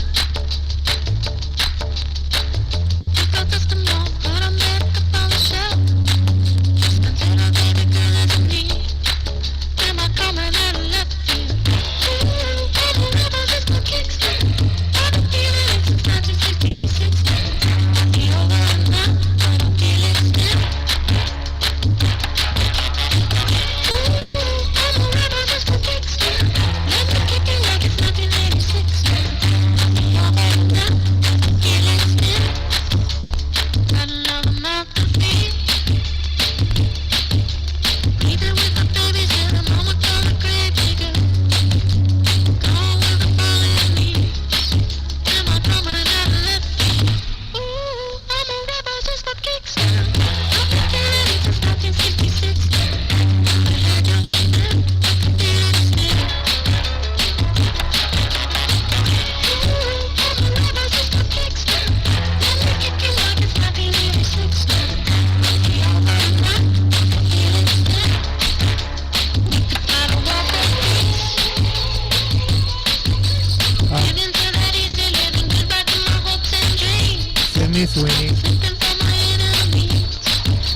I'm waiting till the dawn.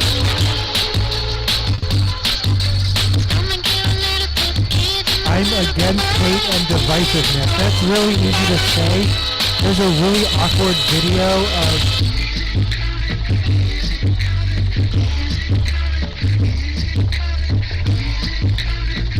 a bunch of conservatives about how, like, conservatives isn't about hate at all, but it's, you can say words, but they don't mean anything if they don't mean anything. Like,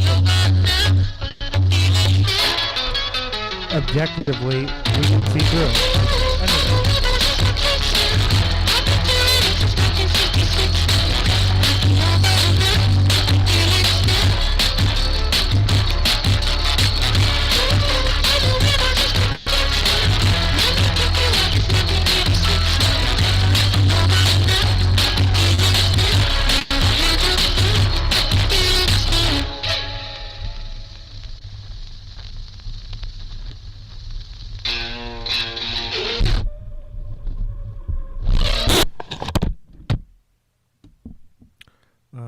This is Noise Pollution version A vocal up mix featuring Mary Elizabeth Winstead.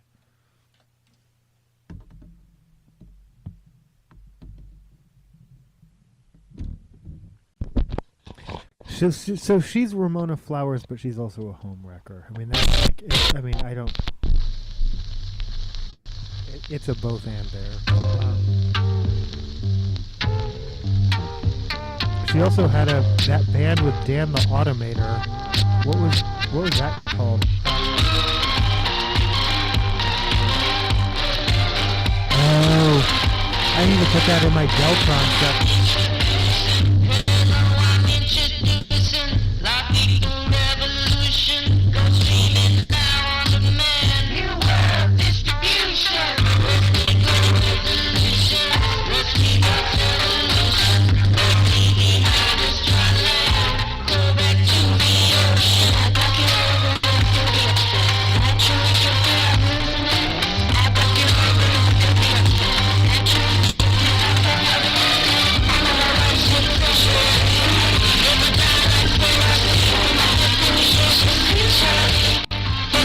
Sweeney, I don't want to support, I'm sorry, I don't support the view some people choose to connect to the campaign. Many have assigned motives and labels to me that just aren't true. So yeah, no, she's most bitter about being called out, not apologetic for being part of it. That's what she has to Wine's not for cats. Y'all saw that, right? Yeah, wine's not for cats. Oh, she's like embarrassed, but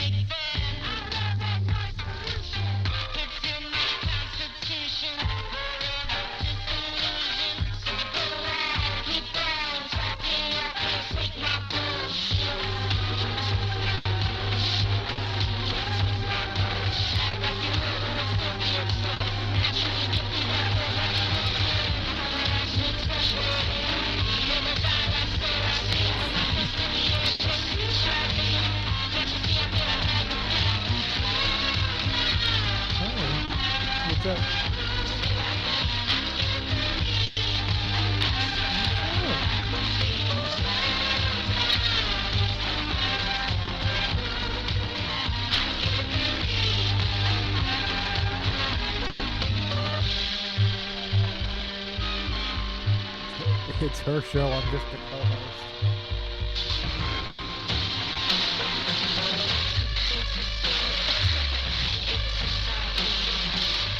Oh, yeah, no, I think I mentioned, yeah, no, East Coast Love Story is a New Brunswick band.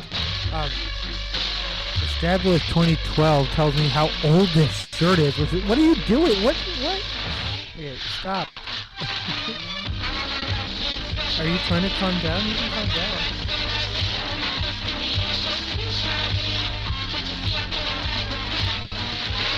Mic drop. Now's your moment. Anything you have to say?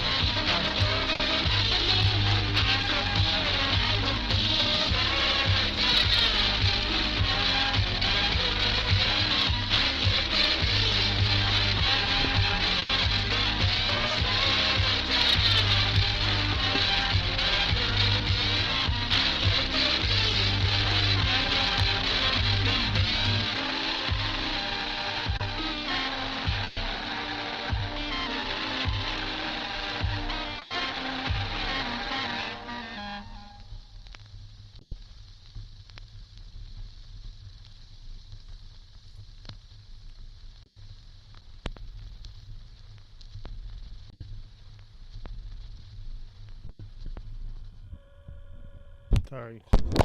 Sorry, I need my thumb right now. I know you're enjoying it.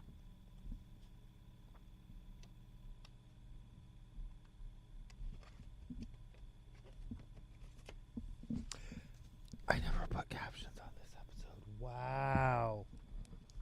Oh, sorry, Karma. Yeah, okay. If you're climbing down, climb down. Yeah, are you? You feel... It's usually it's like she gets halfway there and realizes like, oh well, I'm already down. Okay, Because you're already significantly like the gravity is not on your side at this point. Just saying.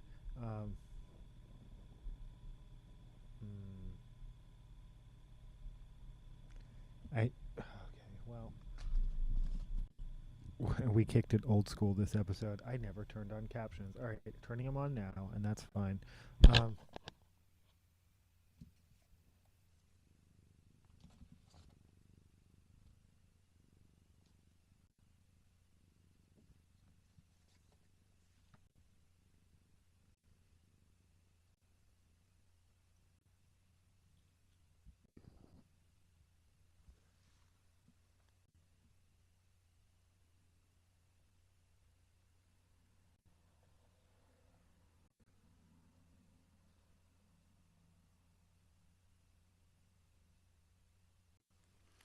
This is weird. I'm sorry. This is not Weird Al Yankovic.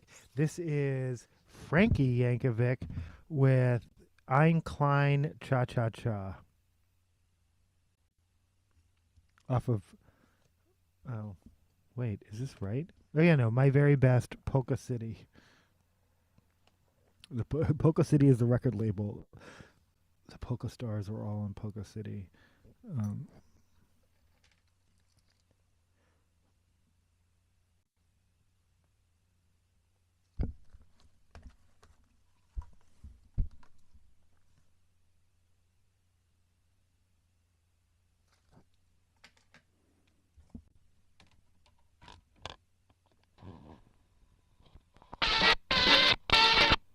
Me too.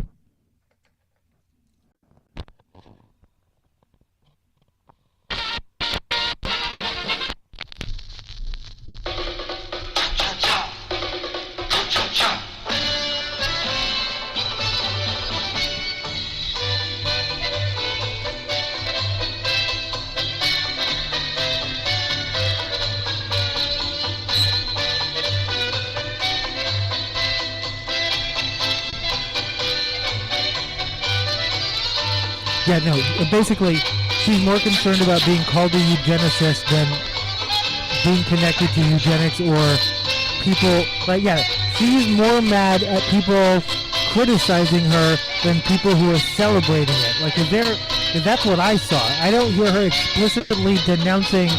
I hear.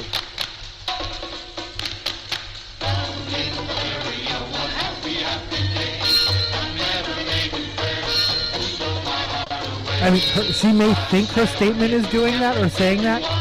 Or is it cat literally like, trying to climb my head now? What the fuck are you doing? Okay.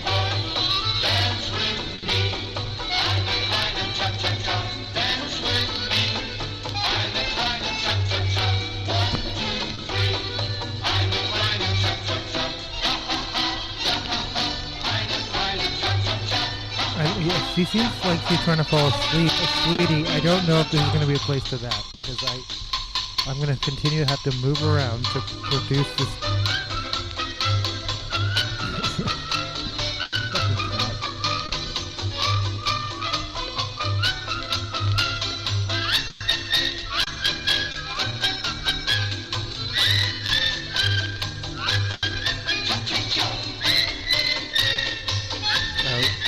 She might be jumping down. Or jumping.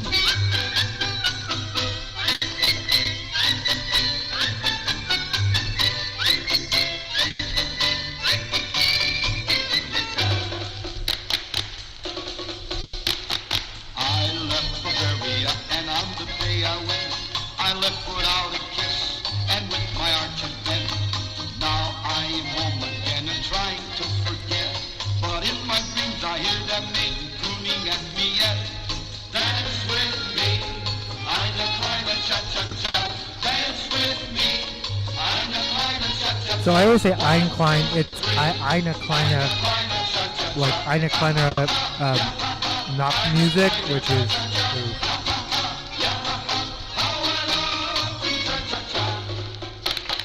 Which means I love night music, but always knock music just makes me think of Crystal Knock. The most famous usage of knock in English is unfortunately mustache guy related. Like, yeah. If you know the German word for night, which is Nacht, it's probably because of Kristallnacht, and that's. I don't want to say that's a choice. Well, and that's me.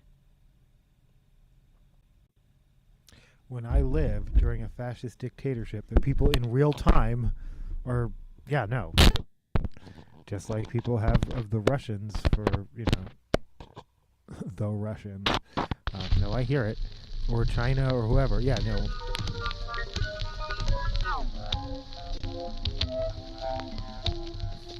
That's me! No, it's, yeah. You distance yourself, but I mean, tons of people fled. This is Grover Washington. I want to say Junior. This is just the two of us.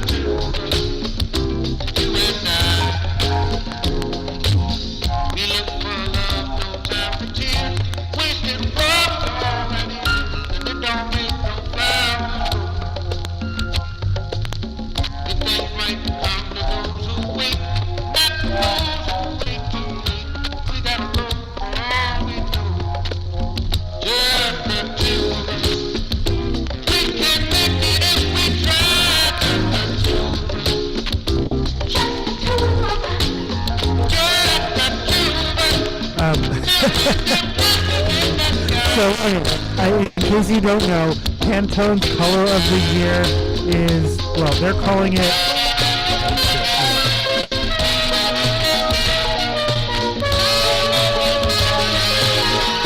Cloud Dancer, but it's fucking white, and people are like, that's racist. Like, people are, humorously, I think,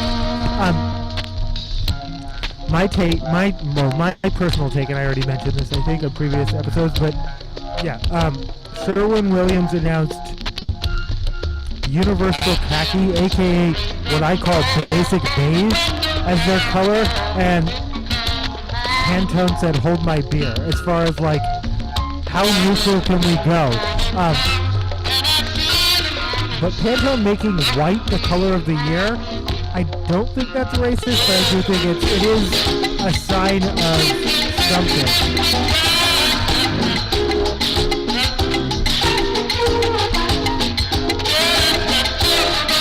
The fact that they're calling it Cloud Dancer says that they are definitely, obviously, neutrals or continue to be hot.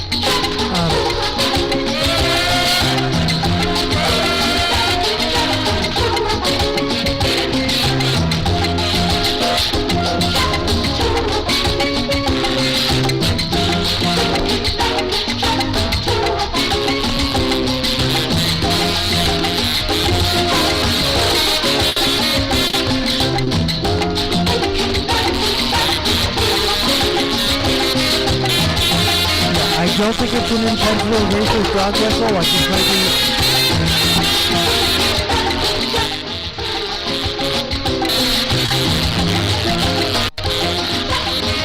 And as funny as those posts are, I feel like someone like Sydney Sweeney sees those posts and it pushes them farther right. Like, see, they make everything about race.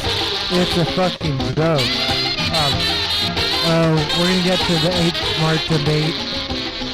Chapter 47, verse 11.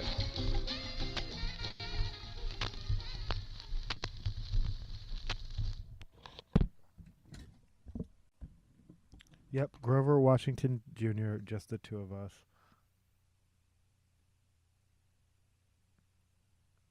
This is Make Me a Memory, Sad Samba. Also by Grover Washington Jr. I don't think I know this one. I don't know if this might be a channel first. Sufficiently funky so far.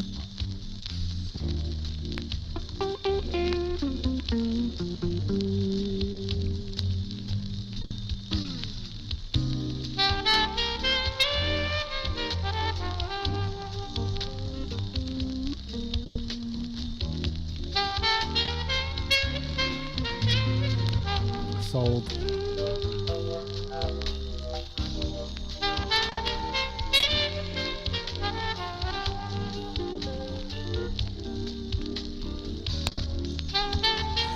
I don't. Yeah, I think that's funny, but I don't think it's a racist dog whistle.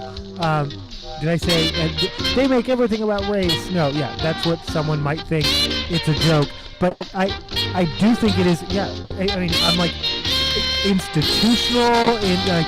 To me, when I referred to their universal khaki as basic beige, but also like we're seeing basically, I mean, yes, oh, they call it cloudfall because they're trying and tying it with nature, because natural green is huge, so it's not just neutrals, but neutrals and earth tones. White is not an earth tone, but by calling it cloudfall, they're tying it in with nature.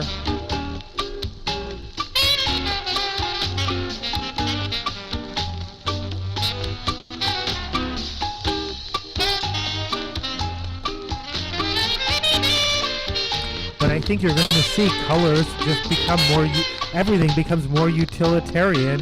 I mean, we're creating our own. Where the bread line? When will the bread line start? 'Cause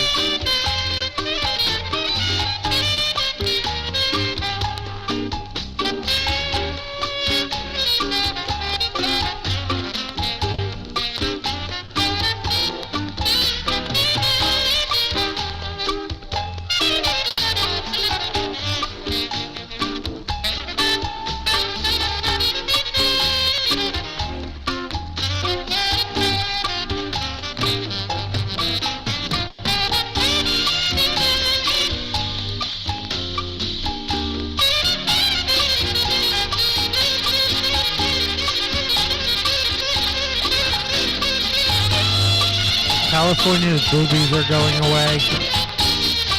The San Onofre containment domes are going away.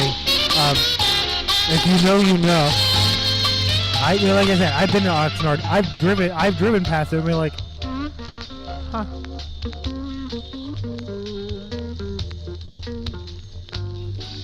Anyway, songs, the nuclear, I don't know, waste management thing has been decommissioned, and somewhere between 27 and 28, what people call the boobies are going away. Oh shit. Alright, unboxing.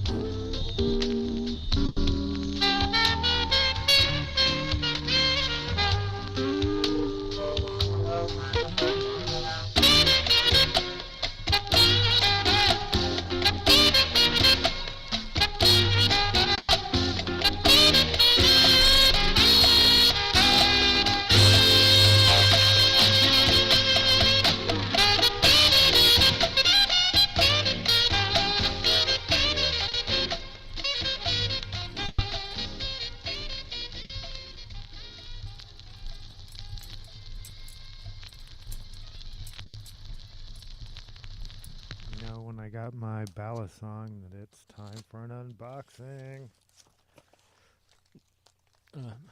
Silver platter. Which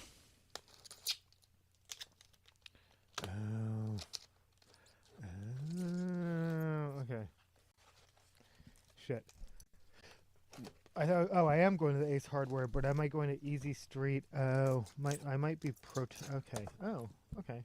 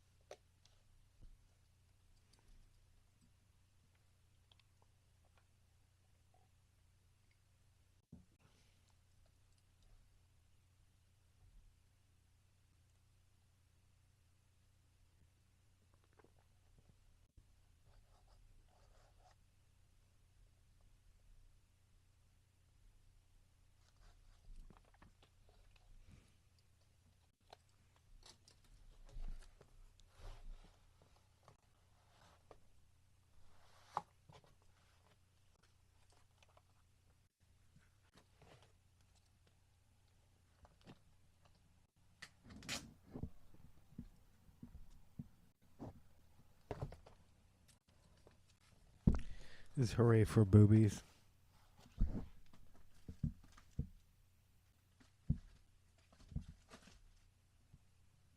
Okay, give me a second.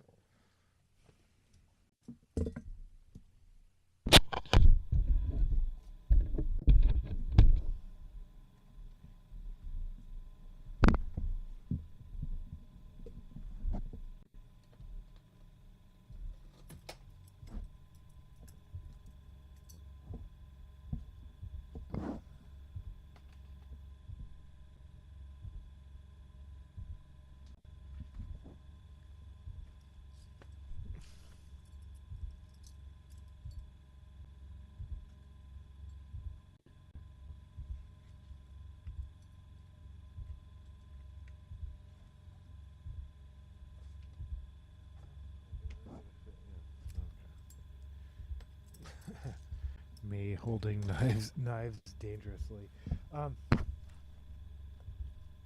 No.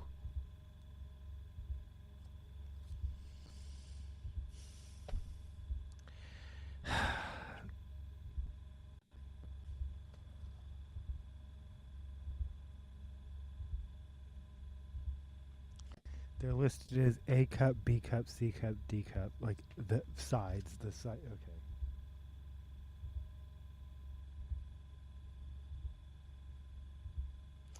Okay, of course, Bad Touch and Chasey Lane are on the same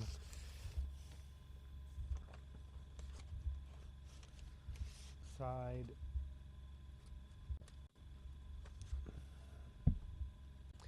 Bloodhound Gang with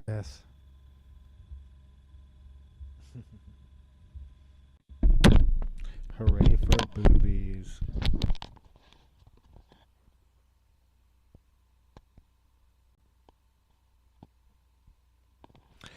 I was gonna. Oh.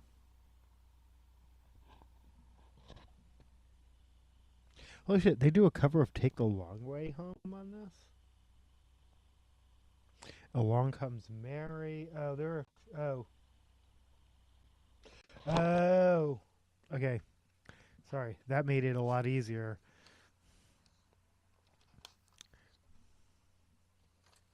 They're remixes. All right.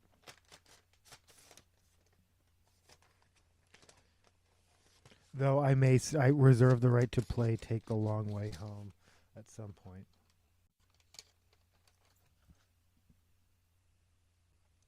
This is shit. Eiffel. Why is that? Eiffel 65. Isn't it like? Aren't they the I'm Blue people? That makes sense. Oh. Well, now we call this the act of mating, but there are several other very important differences between human beings and animals that you should know about. You should know about. You should know about. You and me, baby, ain't nothing but mammals, so let's do it like they do on the Discovery Channel. You and me, baby, ain't nothing but mammals, so let's do it like they do on the Discovery Channel. You and me, baby, ain't nothing but mammals, so let's do it like they do on the Discovery Channel. You and me, baby, ain't nothing but mammals, so let's do it like they do on the Discovery Channel.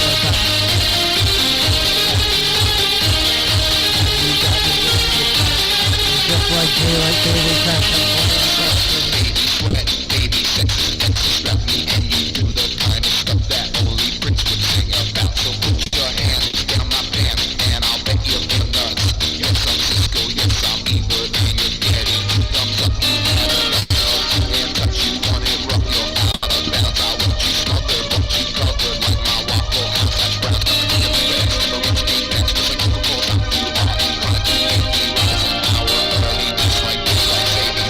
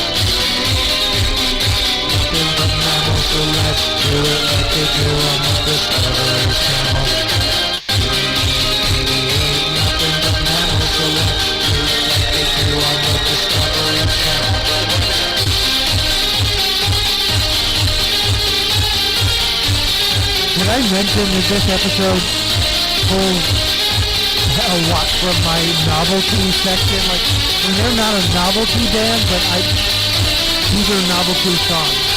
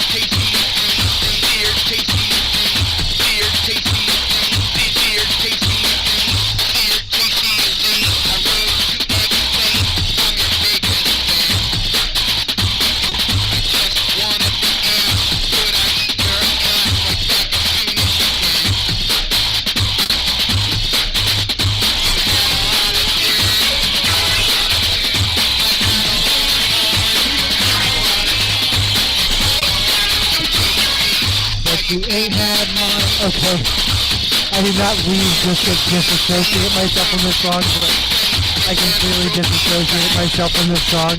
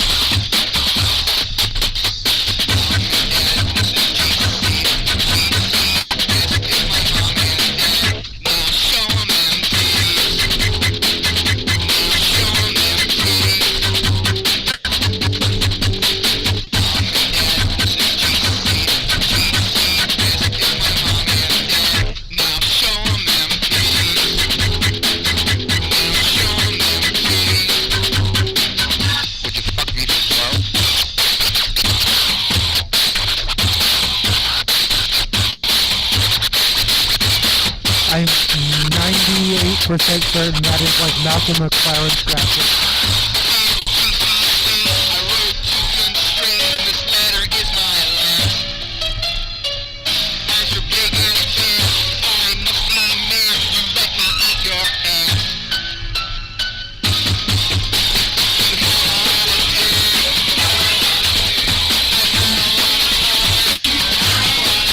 Incel anthem.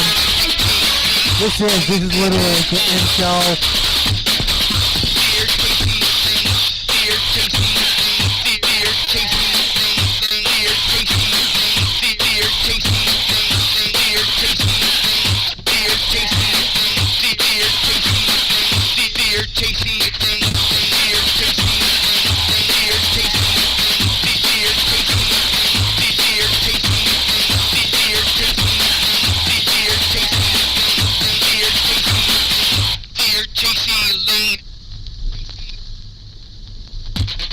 Oh, that doesn't include the ew, that was gross sample.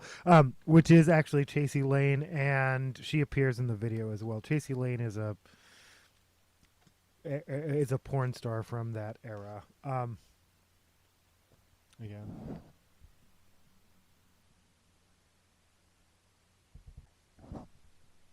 Hooray for booberies.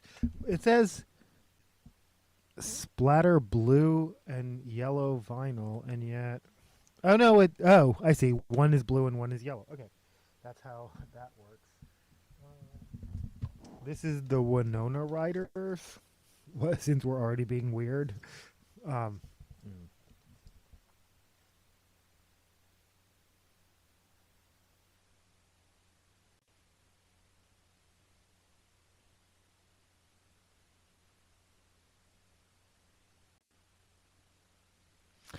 with Downtown.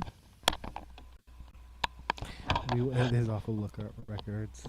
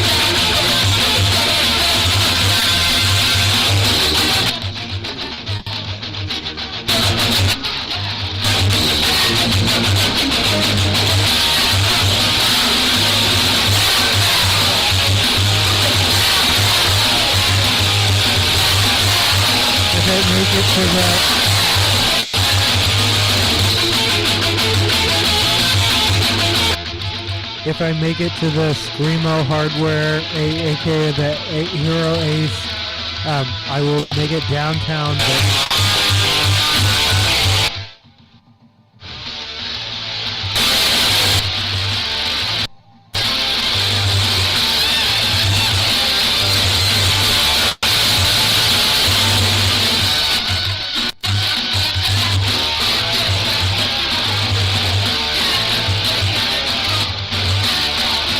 sorry, I'm just adjusting my level.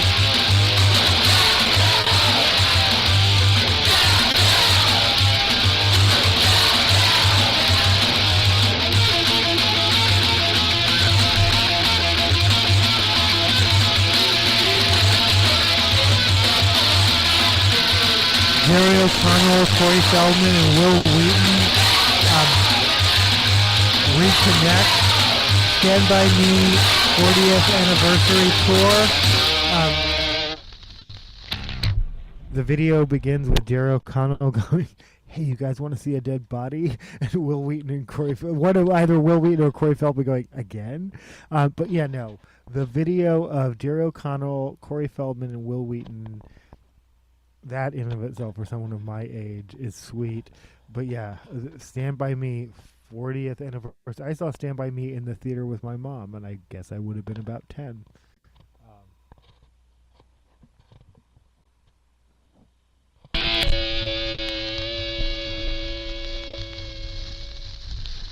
Hella rad. Anyway, okay, you're listening to 104.1 Free Radio Berkeley.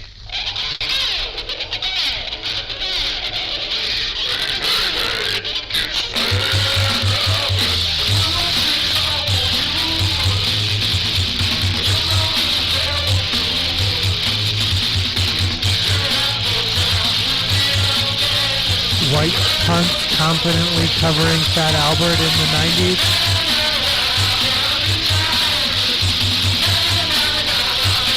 Well, Born Against did a cover of the Jeffersons theme at some point.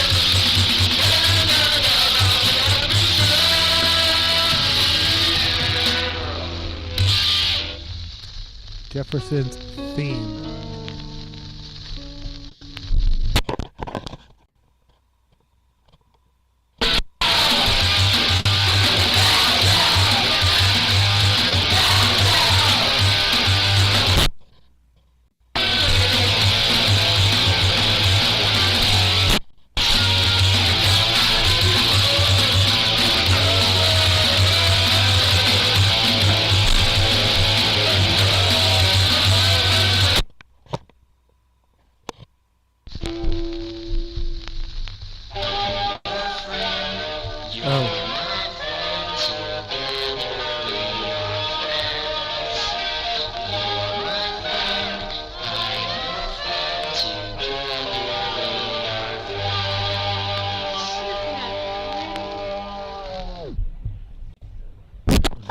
played that.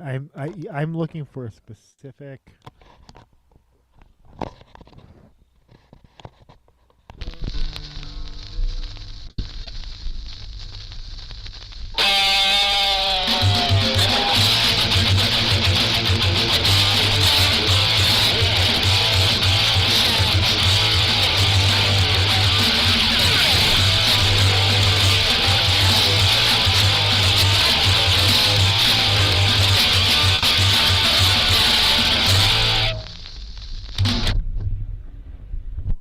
That was the Juicy Fruit theme by the Winona Riders.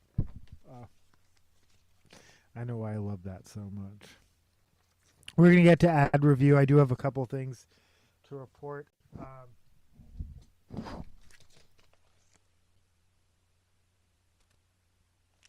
This is Joey Ramone with Wonderful World. What a Wonderful World.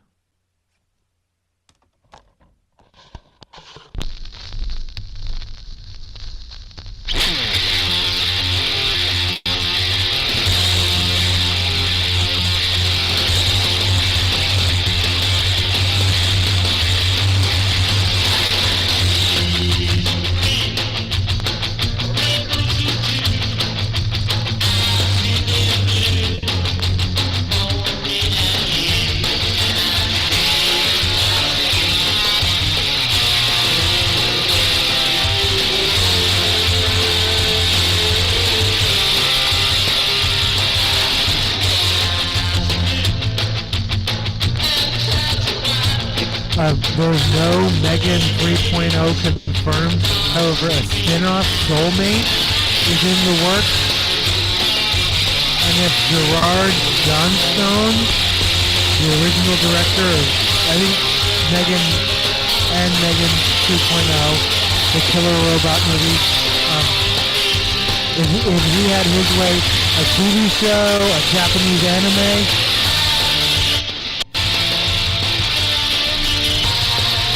yeah, Allison Williams wants a third movie. I love Allison Williams. She's just so good at playing bad characters. Obviously, Get Out. You know I can't do that, babe. Yeah, in one line, she kills it. First of all, Marnie. That time she performed Kanye West Stronger.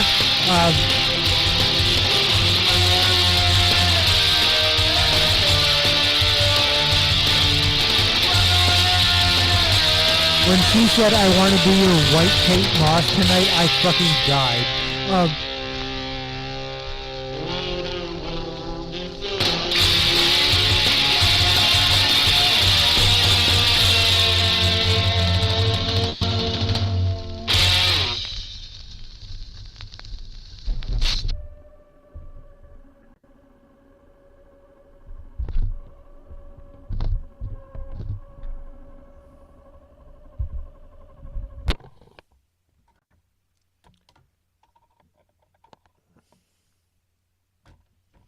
This is Don't Worry About Me off of Don't Worry.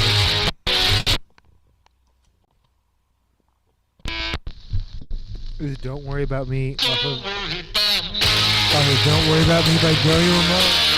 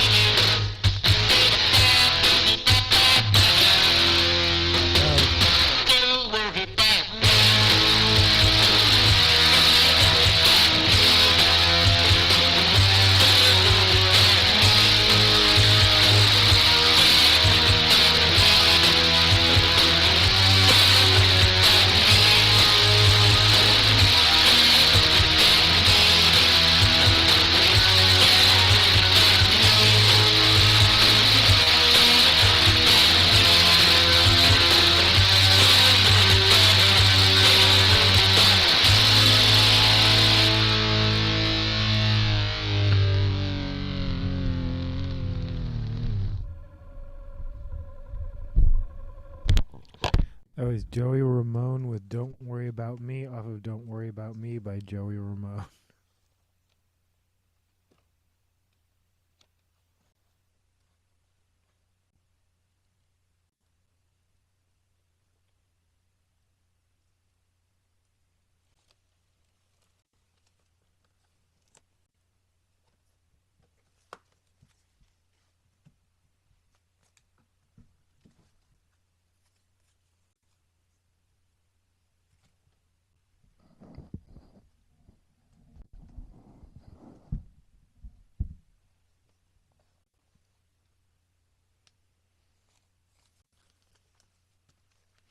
I promise toy content, and we'll get there.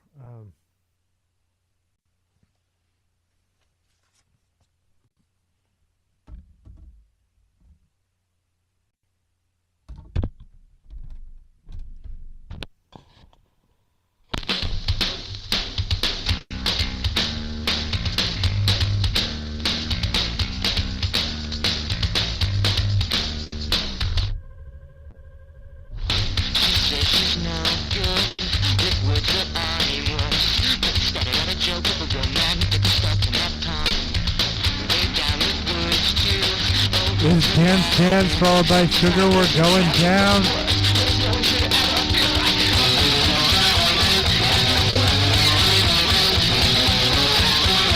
We're just gonna listen to some lullaby for a second. Give me.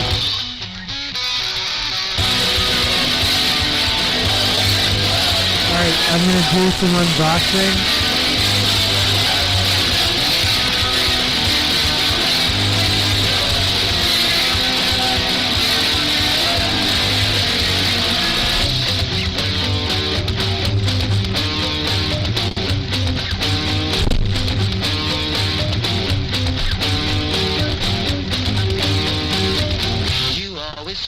So this does seem to have the primary colors at least.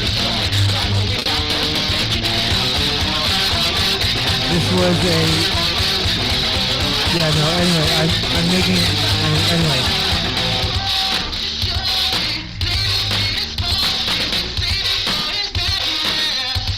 I acquired this as I acquire lots of things because no one else wanted it. But let's see what watercolor.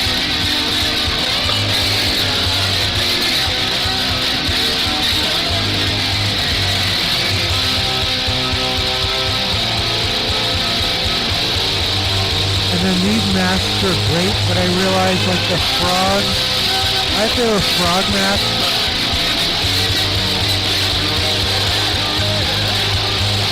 There are frogs on it, but they're very small.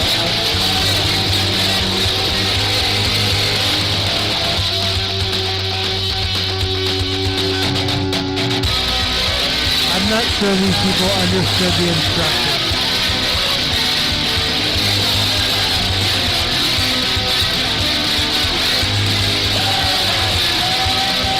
Putting on masks just to figure out.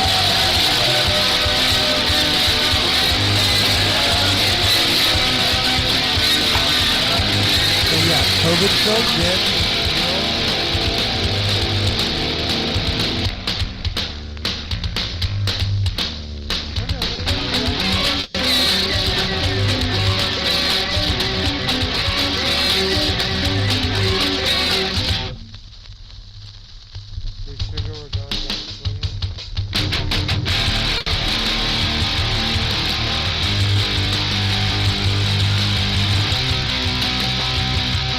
Oh.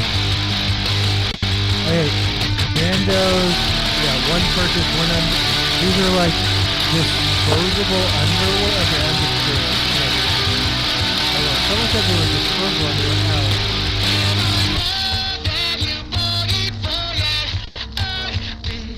don't know if they're disposable.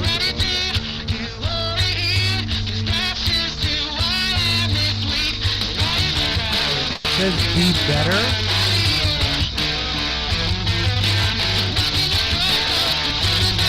Because Bombas has like the B as their logo. Be better.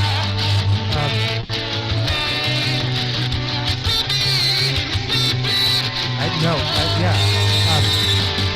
need underwear. I'm running out of underwear. I got this from a giveaway that no one else wanted it.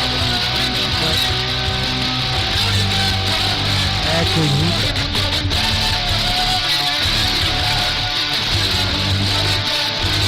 And I got, when I got Bondo socks the same way.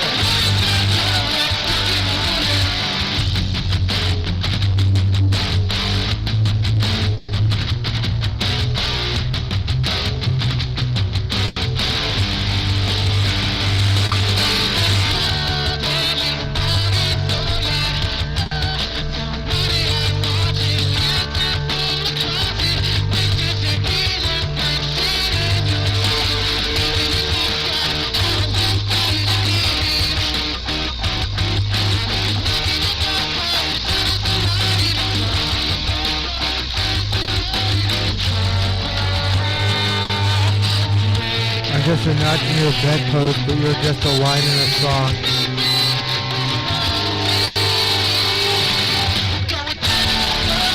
And I think that, this one is actually kid size, and it's got like marble.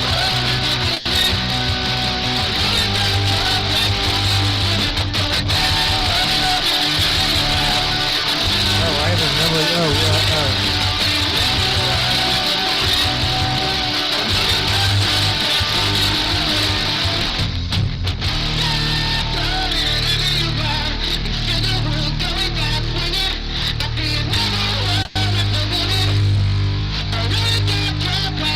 That's not just technically kid size, that's kid size.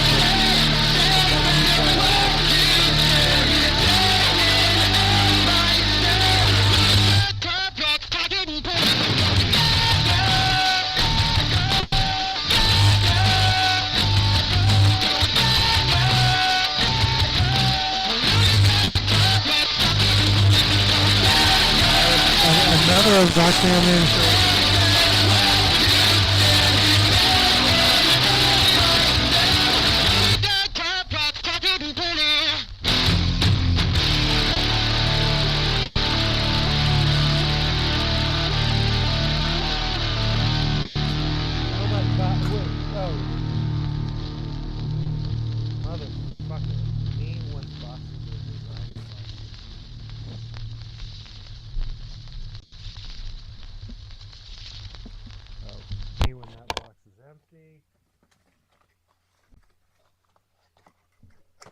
Alright, we've already shown this. This is my new phone. This is the Samsung Galaxy, whatever.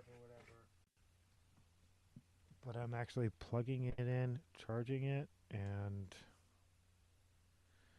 Oh shit, is that where is that? What? Okay. Turning it on for the oh, maybe I'm not. Oh, no, I'm leaving that. Holding the button down. Oh, no, there we go. Well, it might need more charging. We'll return to that, but I'm officially unboxing that. I showed it on a previous episode, but I'm going to need it. Like, that's what I'm going to be live streaming from for the next 2 nights, because I'm going to a show tomorrow night. In fact, that's my Sunday, is... transferring all the shit to my new phone. Well, not all the shit. We'll get it. We'll get there, but... This is I think about you during the commercials.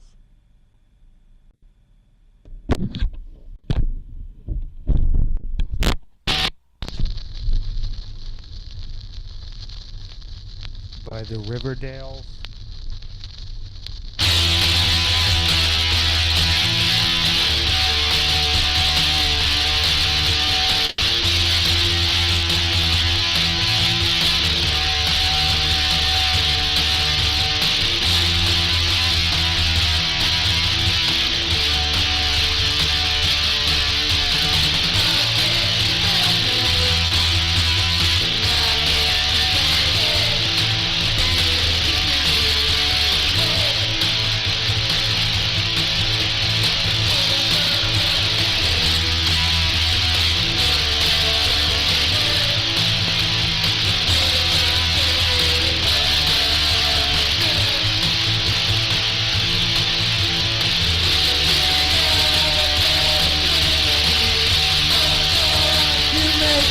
to me now.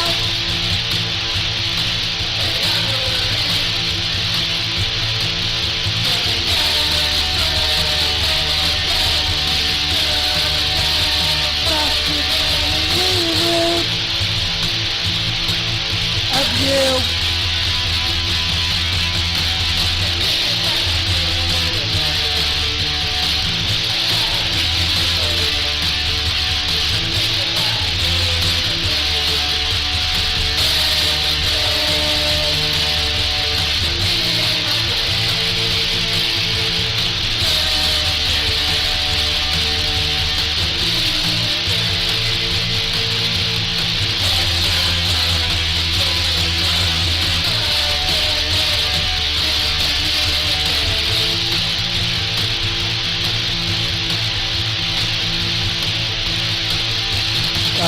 Okay, I was going to, yeah, no, what is this news? Yeah, no. Someone posted separating a 2x2 Lego brick dipped in oil, no fingernails, and other people are like, wow. This is a new term to me, but if you're in the model making community, it might not be. Greeblies. These are pieces that add detail to a model. The context is, and I wish I'd written down the content creator, Star Wars Episode 1 has a comlink device that is actually a women's Gillette electric razor with greeblies on it. That's all it is.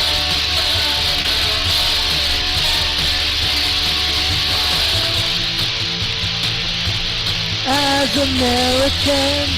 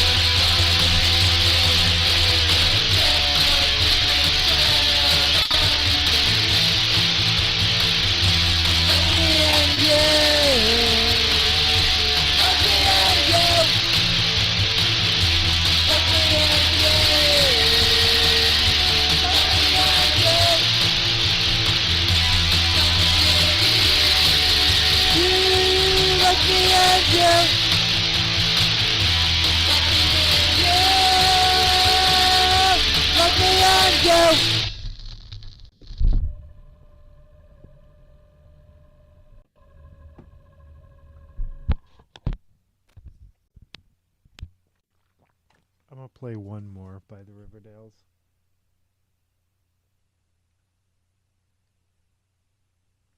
Is in your dreams.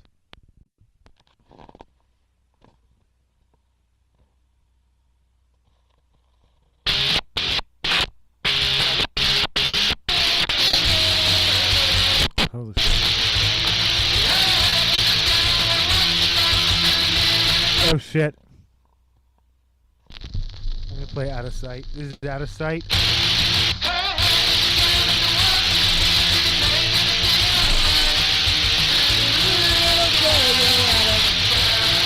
I used to be able to play this on guitar, holy shit. And I forgot this song existed.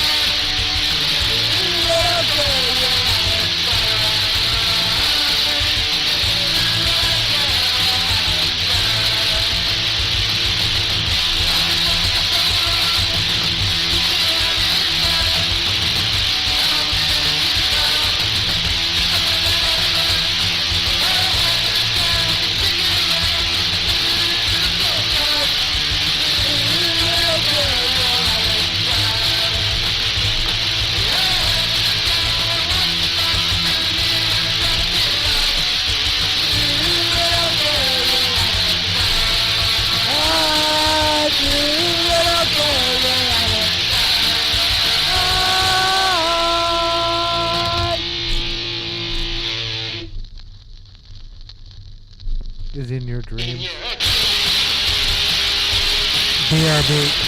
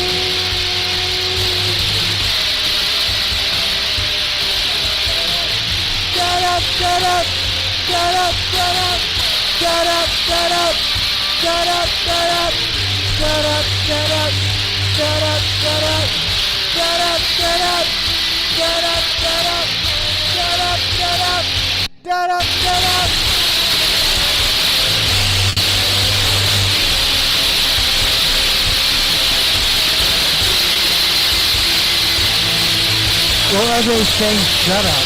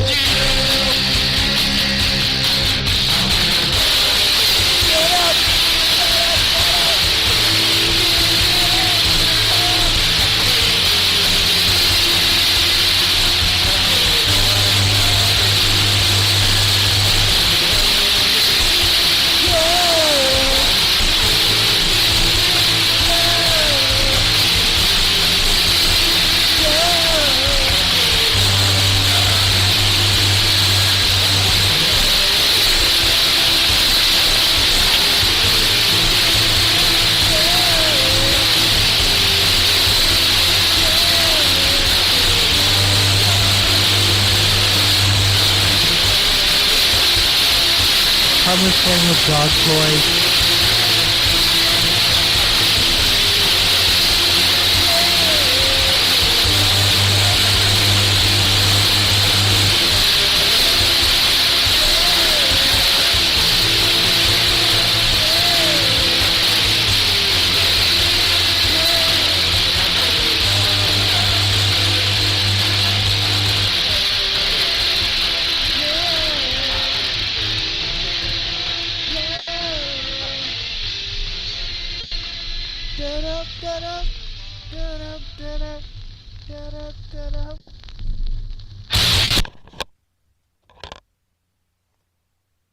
Hampton Beach or bust.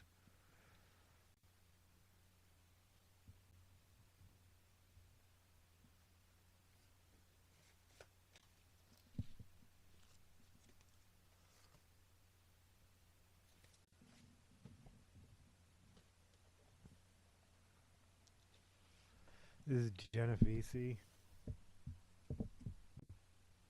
with Fuck Y'all, the LP version.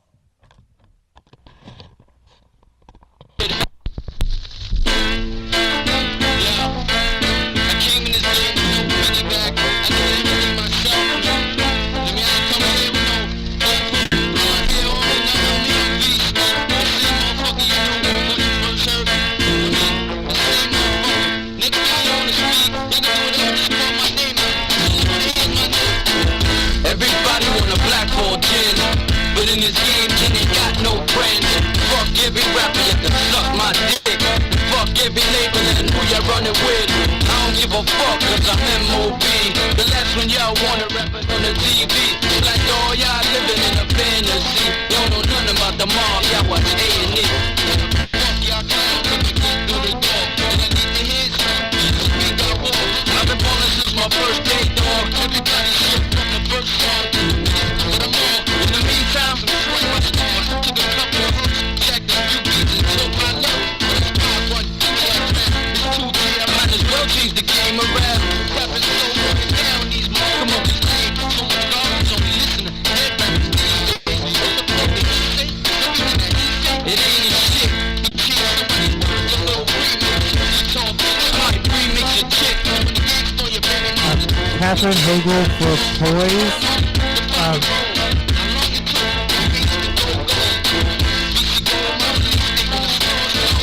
Fuck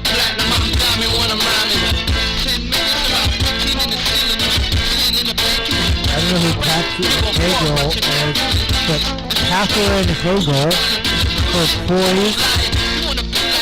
Talking about perimenopause. If you don't know what perimenopause it is, look it up. You're probably in it. But in this game, shit ain't got no friends. Fuck every rapper, you can suck my dick. Fuck every label and who you running with. I don't give a fuck, cause I'm MOB. The last one y'all wanna rapping on the TV. Like all y'all living in a fantasy. Y'all know nothing about the mob, y'all watch A&E. Too many wannabes. There wasn't riding when the pop was alive.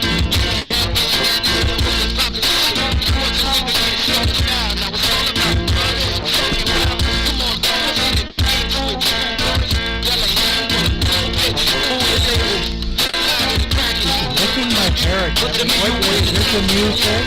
Does my hair stay in the back taste good?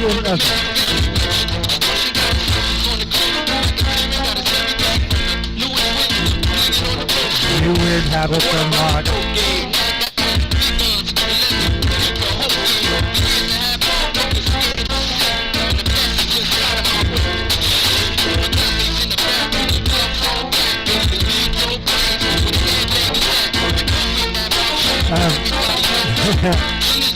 Anyway, Catherine Hegel for boys.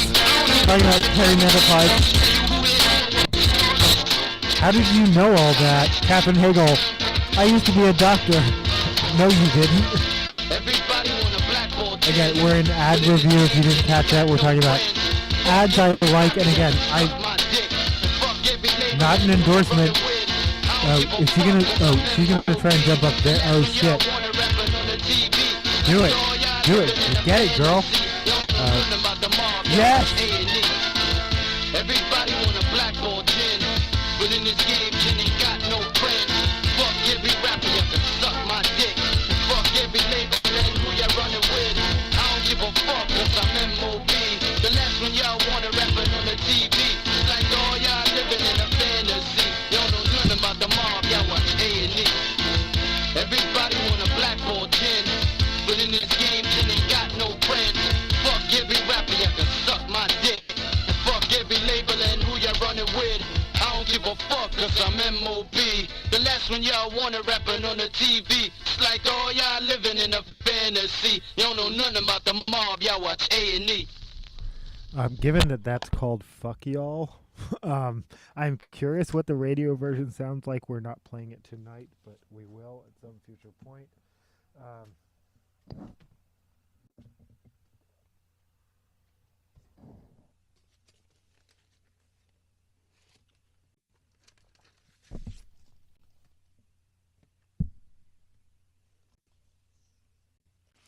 This is a radio. I'm just going to straight up play. I'm not playing a remix for once. This is the radio version of Gummy Bear.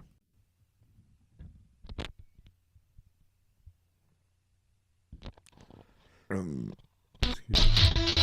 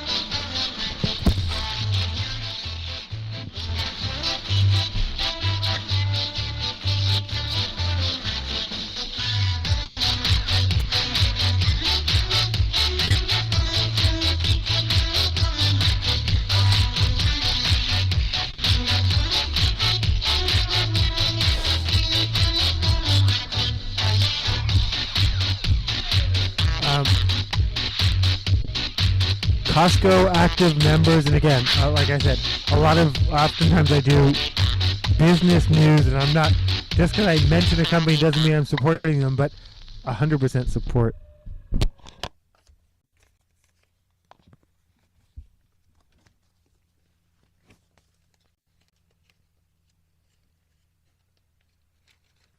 Costco. Sorry, I didn't finish that sentence. And grocery outlet, bargain market.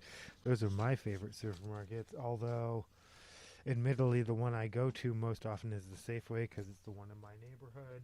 Until it's not.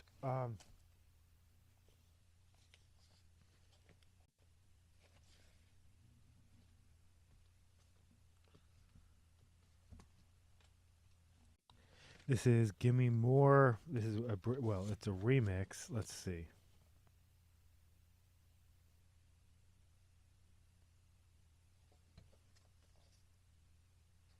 This is remix featuring Amanda Blank, and I'm just curious what that means. Like, yeah, okay.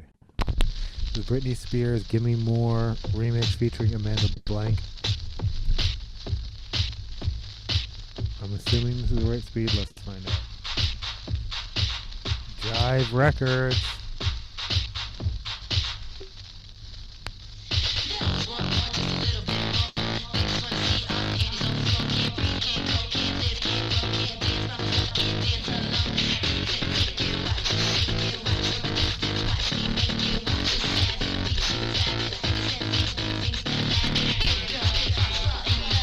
Yeah, active members of people with Costco memberships can save $1,250 to $1,250 on GMC right now. I think the more interesting to me is that GMC, which is owned by Stellantis, which just participated in a Trump, hey, we're rolling back gas.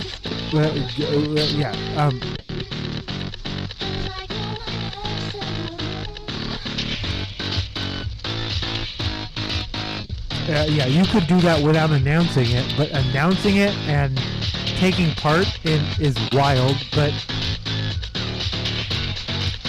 I guess they're still trying to like do what they can to like make their way. Again, not an endorsement.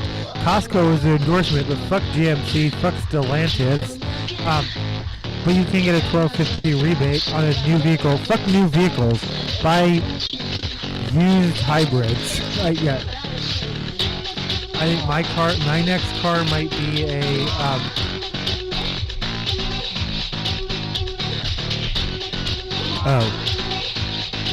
Mitsubishi or a Leaf, Nissan Leaf.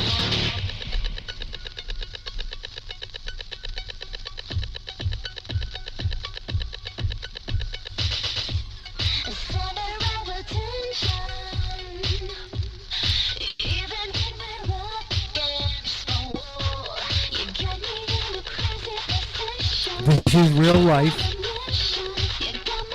Britney Spears, Fisher Price, Little People exist in the world. Thanks to Sarah C. For bringing that to my attention.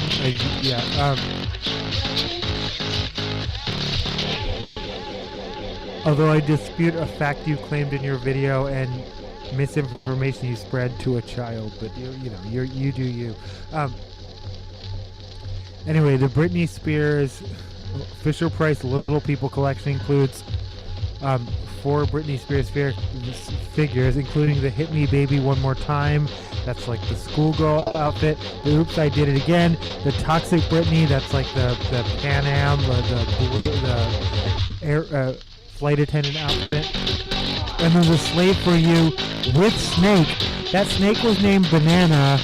I'm gonna say was, but Sarah C is claiming that snake is still alive. The internet says it died somewhere around 2013 or 14 after a kidnapping. Justice for Banana.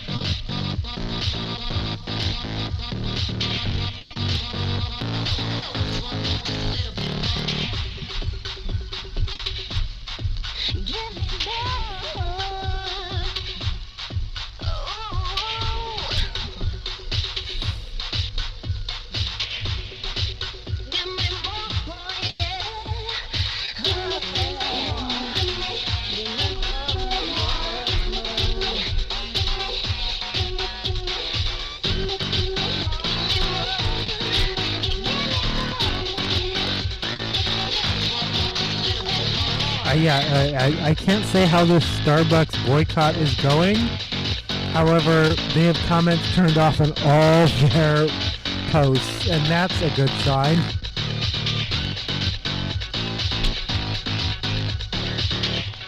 That has been your ad review roundup.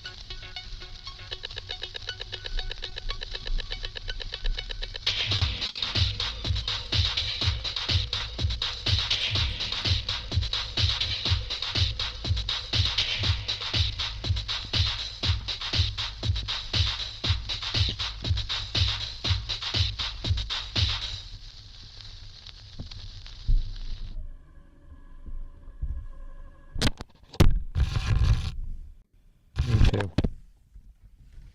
That was Gimme More by Britney Spears off of the Gimme More remixes. That was specifically the remix featuring Amanda Blank. That's just what it says.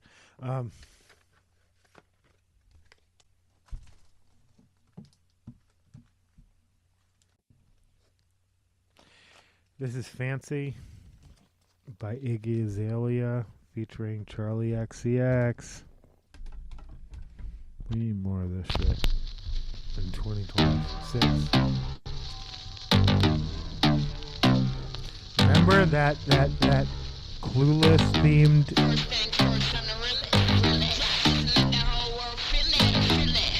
video?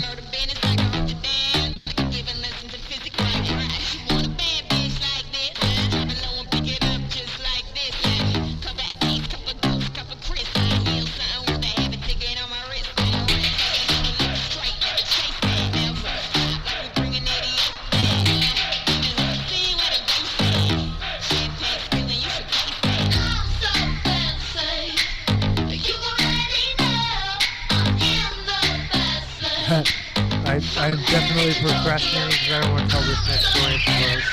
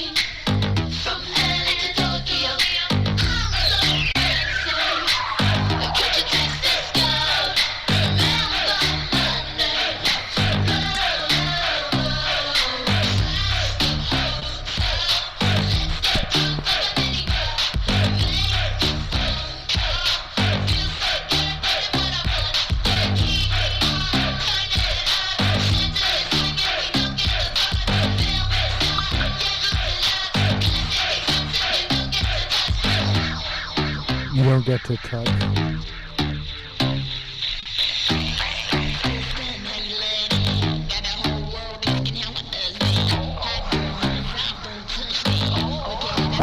Fuck Ross Creations. Yeah, no, and glad we have an animal for context. The change.org or protest or petition you can sign features a dog for whatever reason. I guess because someone thought dogs were cuter than opossums. Also, again, as a reminder, there are no possums in the United States. There is such an animal, but they live mostly in like Australia, New Zealand. They are marsupials like opossums, but the Virginia opossum is the only marsupial native to North America, actually.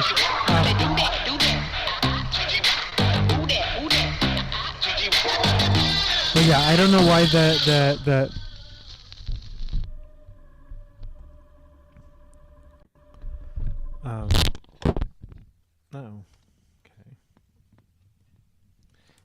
yeah, the petition that seems to be getting the most traction has about 1,500 replies, or whatever, sign-ons. Features a dog and possibly an AI-generated dog. Like, I was a little weirded about... Oh. Okay. No sound. Oh, no, wait. No, okay, there is sound. I was like... But fuck Ross Creations. Yeah, no, this is our yeah, I said disturbing content, animal abuse. They literally created a thing that was basically a slingshot to fire possum in the air. And then videotaped it. What one person pointed out was, how come the firing it into the air is night vision, and then the landing is during the day? Like, these don't even feel like this. How many possums did you like? The dark. It's not even as dark as, like, they fired one, and everyone's saying 50 feet, 100 feet, 200 feet, whatever. But fuck Ross Creations, 100%. Yeah.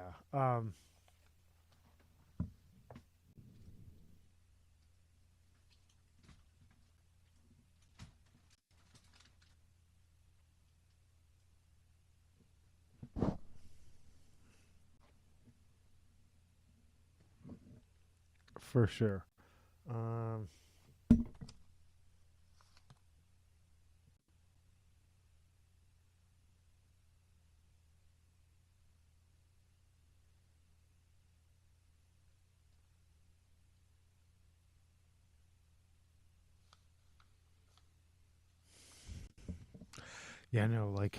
This is like nostrils flared, like animal abuse.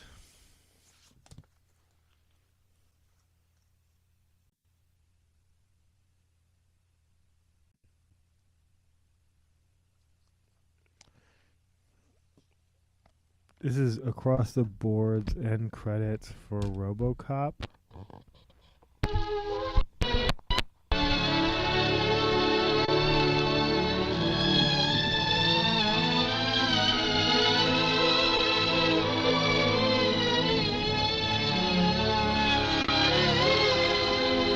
RoboCop statue has been erected in Detroit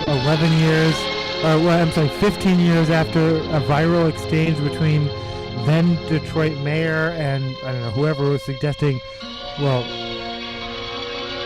Philadelphia has the Rocky statue. We need a RoboCop statue. A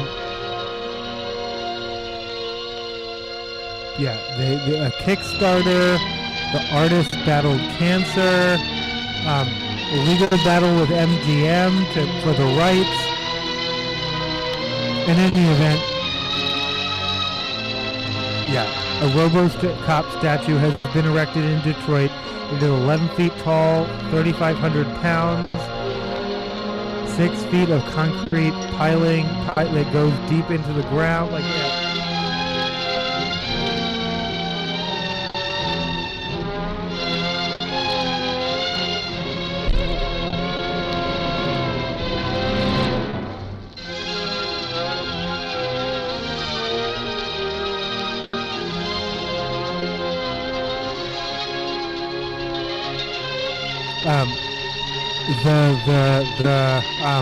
The tag is a QR code, which is believed to be the first for a public work of art. It has its own Wikipedia.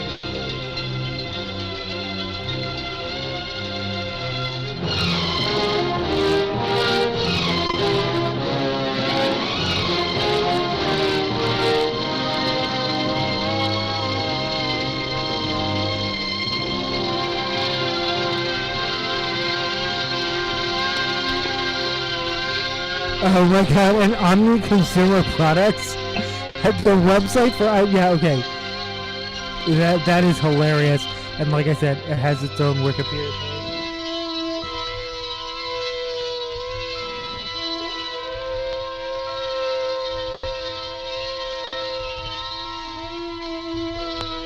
Okay, I would like to know if Paul Verhoeven is allegedly such a bad filmmaker.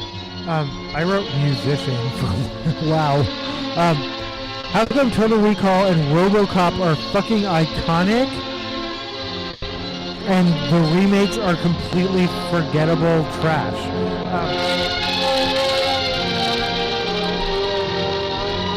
RoboCop and Total Recall, among other Paul Verhoeven movies, remain eminently quotable.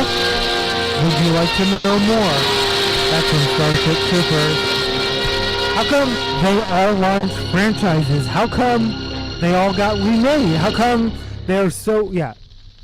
Anyway.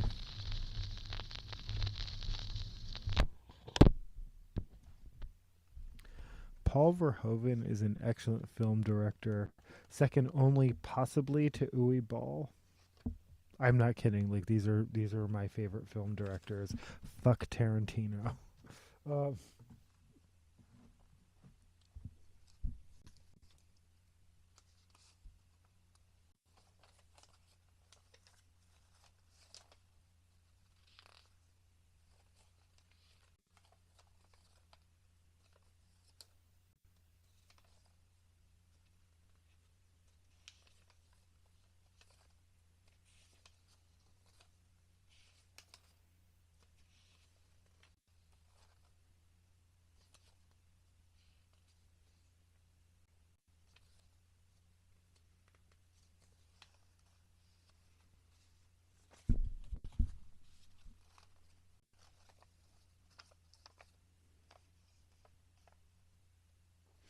Oh, yeah, no, like...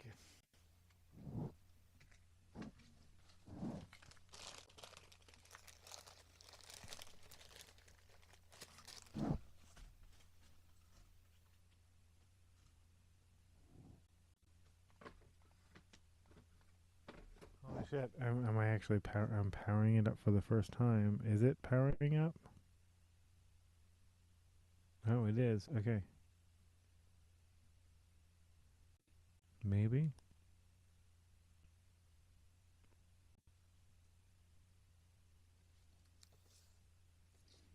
Oh, weird. Oh, weird. Okay, powering it up for... Why would... Oh. Because they want you to remove it. Because you're so... But I actually have used a phone with that on it the whole time. Okay. Welcome. Start. All right, I've officially unboxed. Okay, I don't like this at all. For your review, Samsung apologies. Okay, I'm putting this. I'm putting it back. Like, no.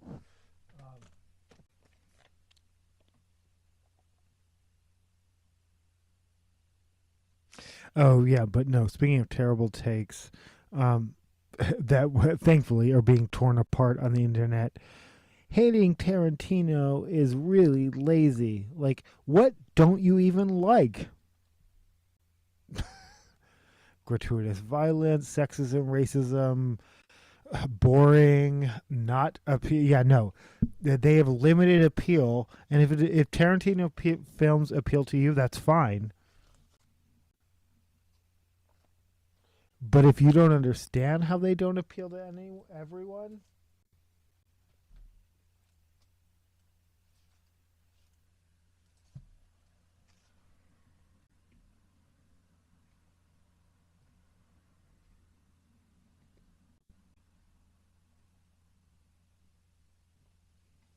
That's fine too. This is Tilt.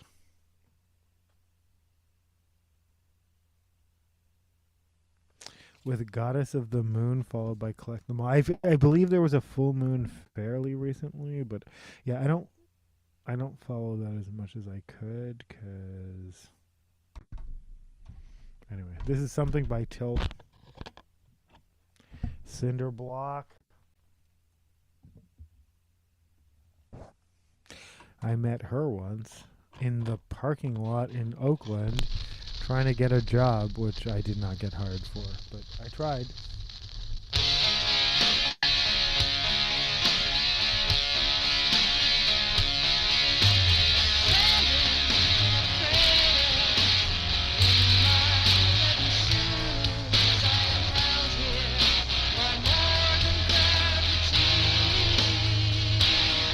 But yeah, Starship Trooper. I love Paul Verhoeven. Like I said, second only to Uri Ball. I love the fact that the Uri Ball documentary is called "Fuck You All," the Uri Ball story. I genuinely love House of the Dead more than anything directed by George Romero. It might be my favorite zombie movie. It's based on a video game I've never even seen, but that's not even the point.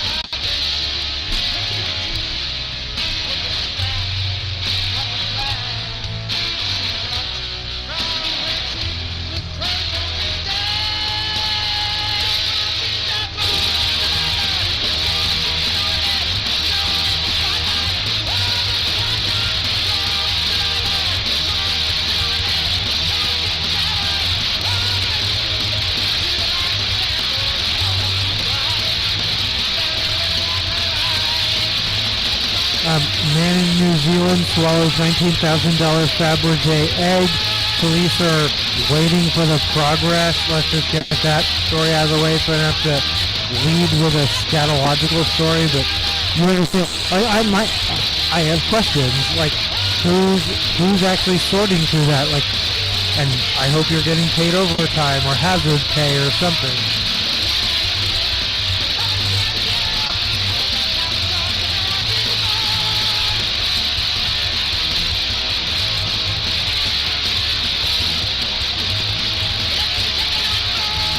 Thanks for listening, thanks for watching, thanks for being you.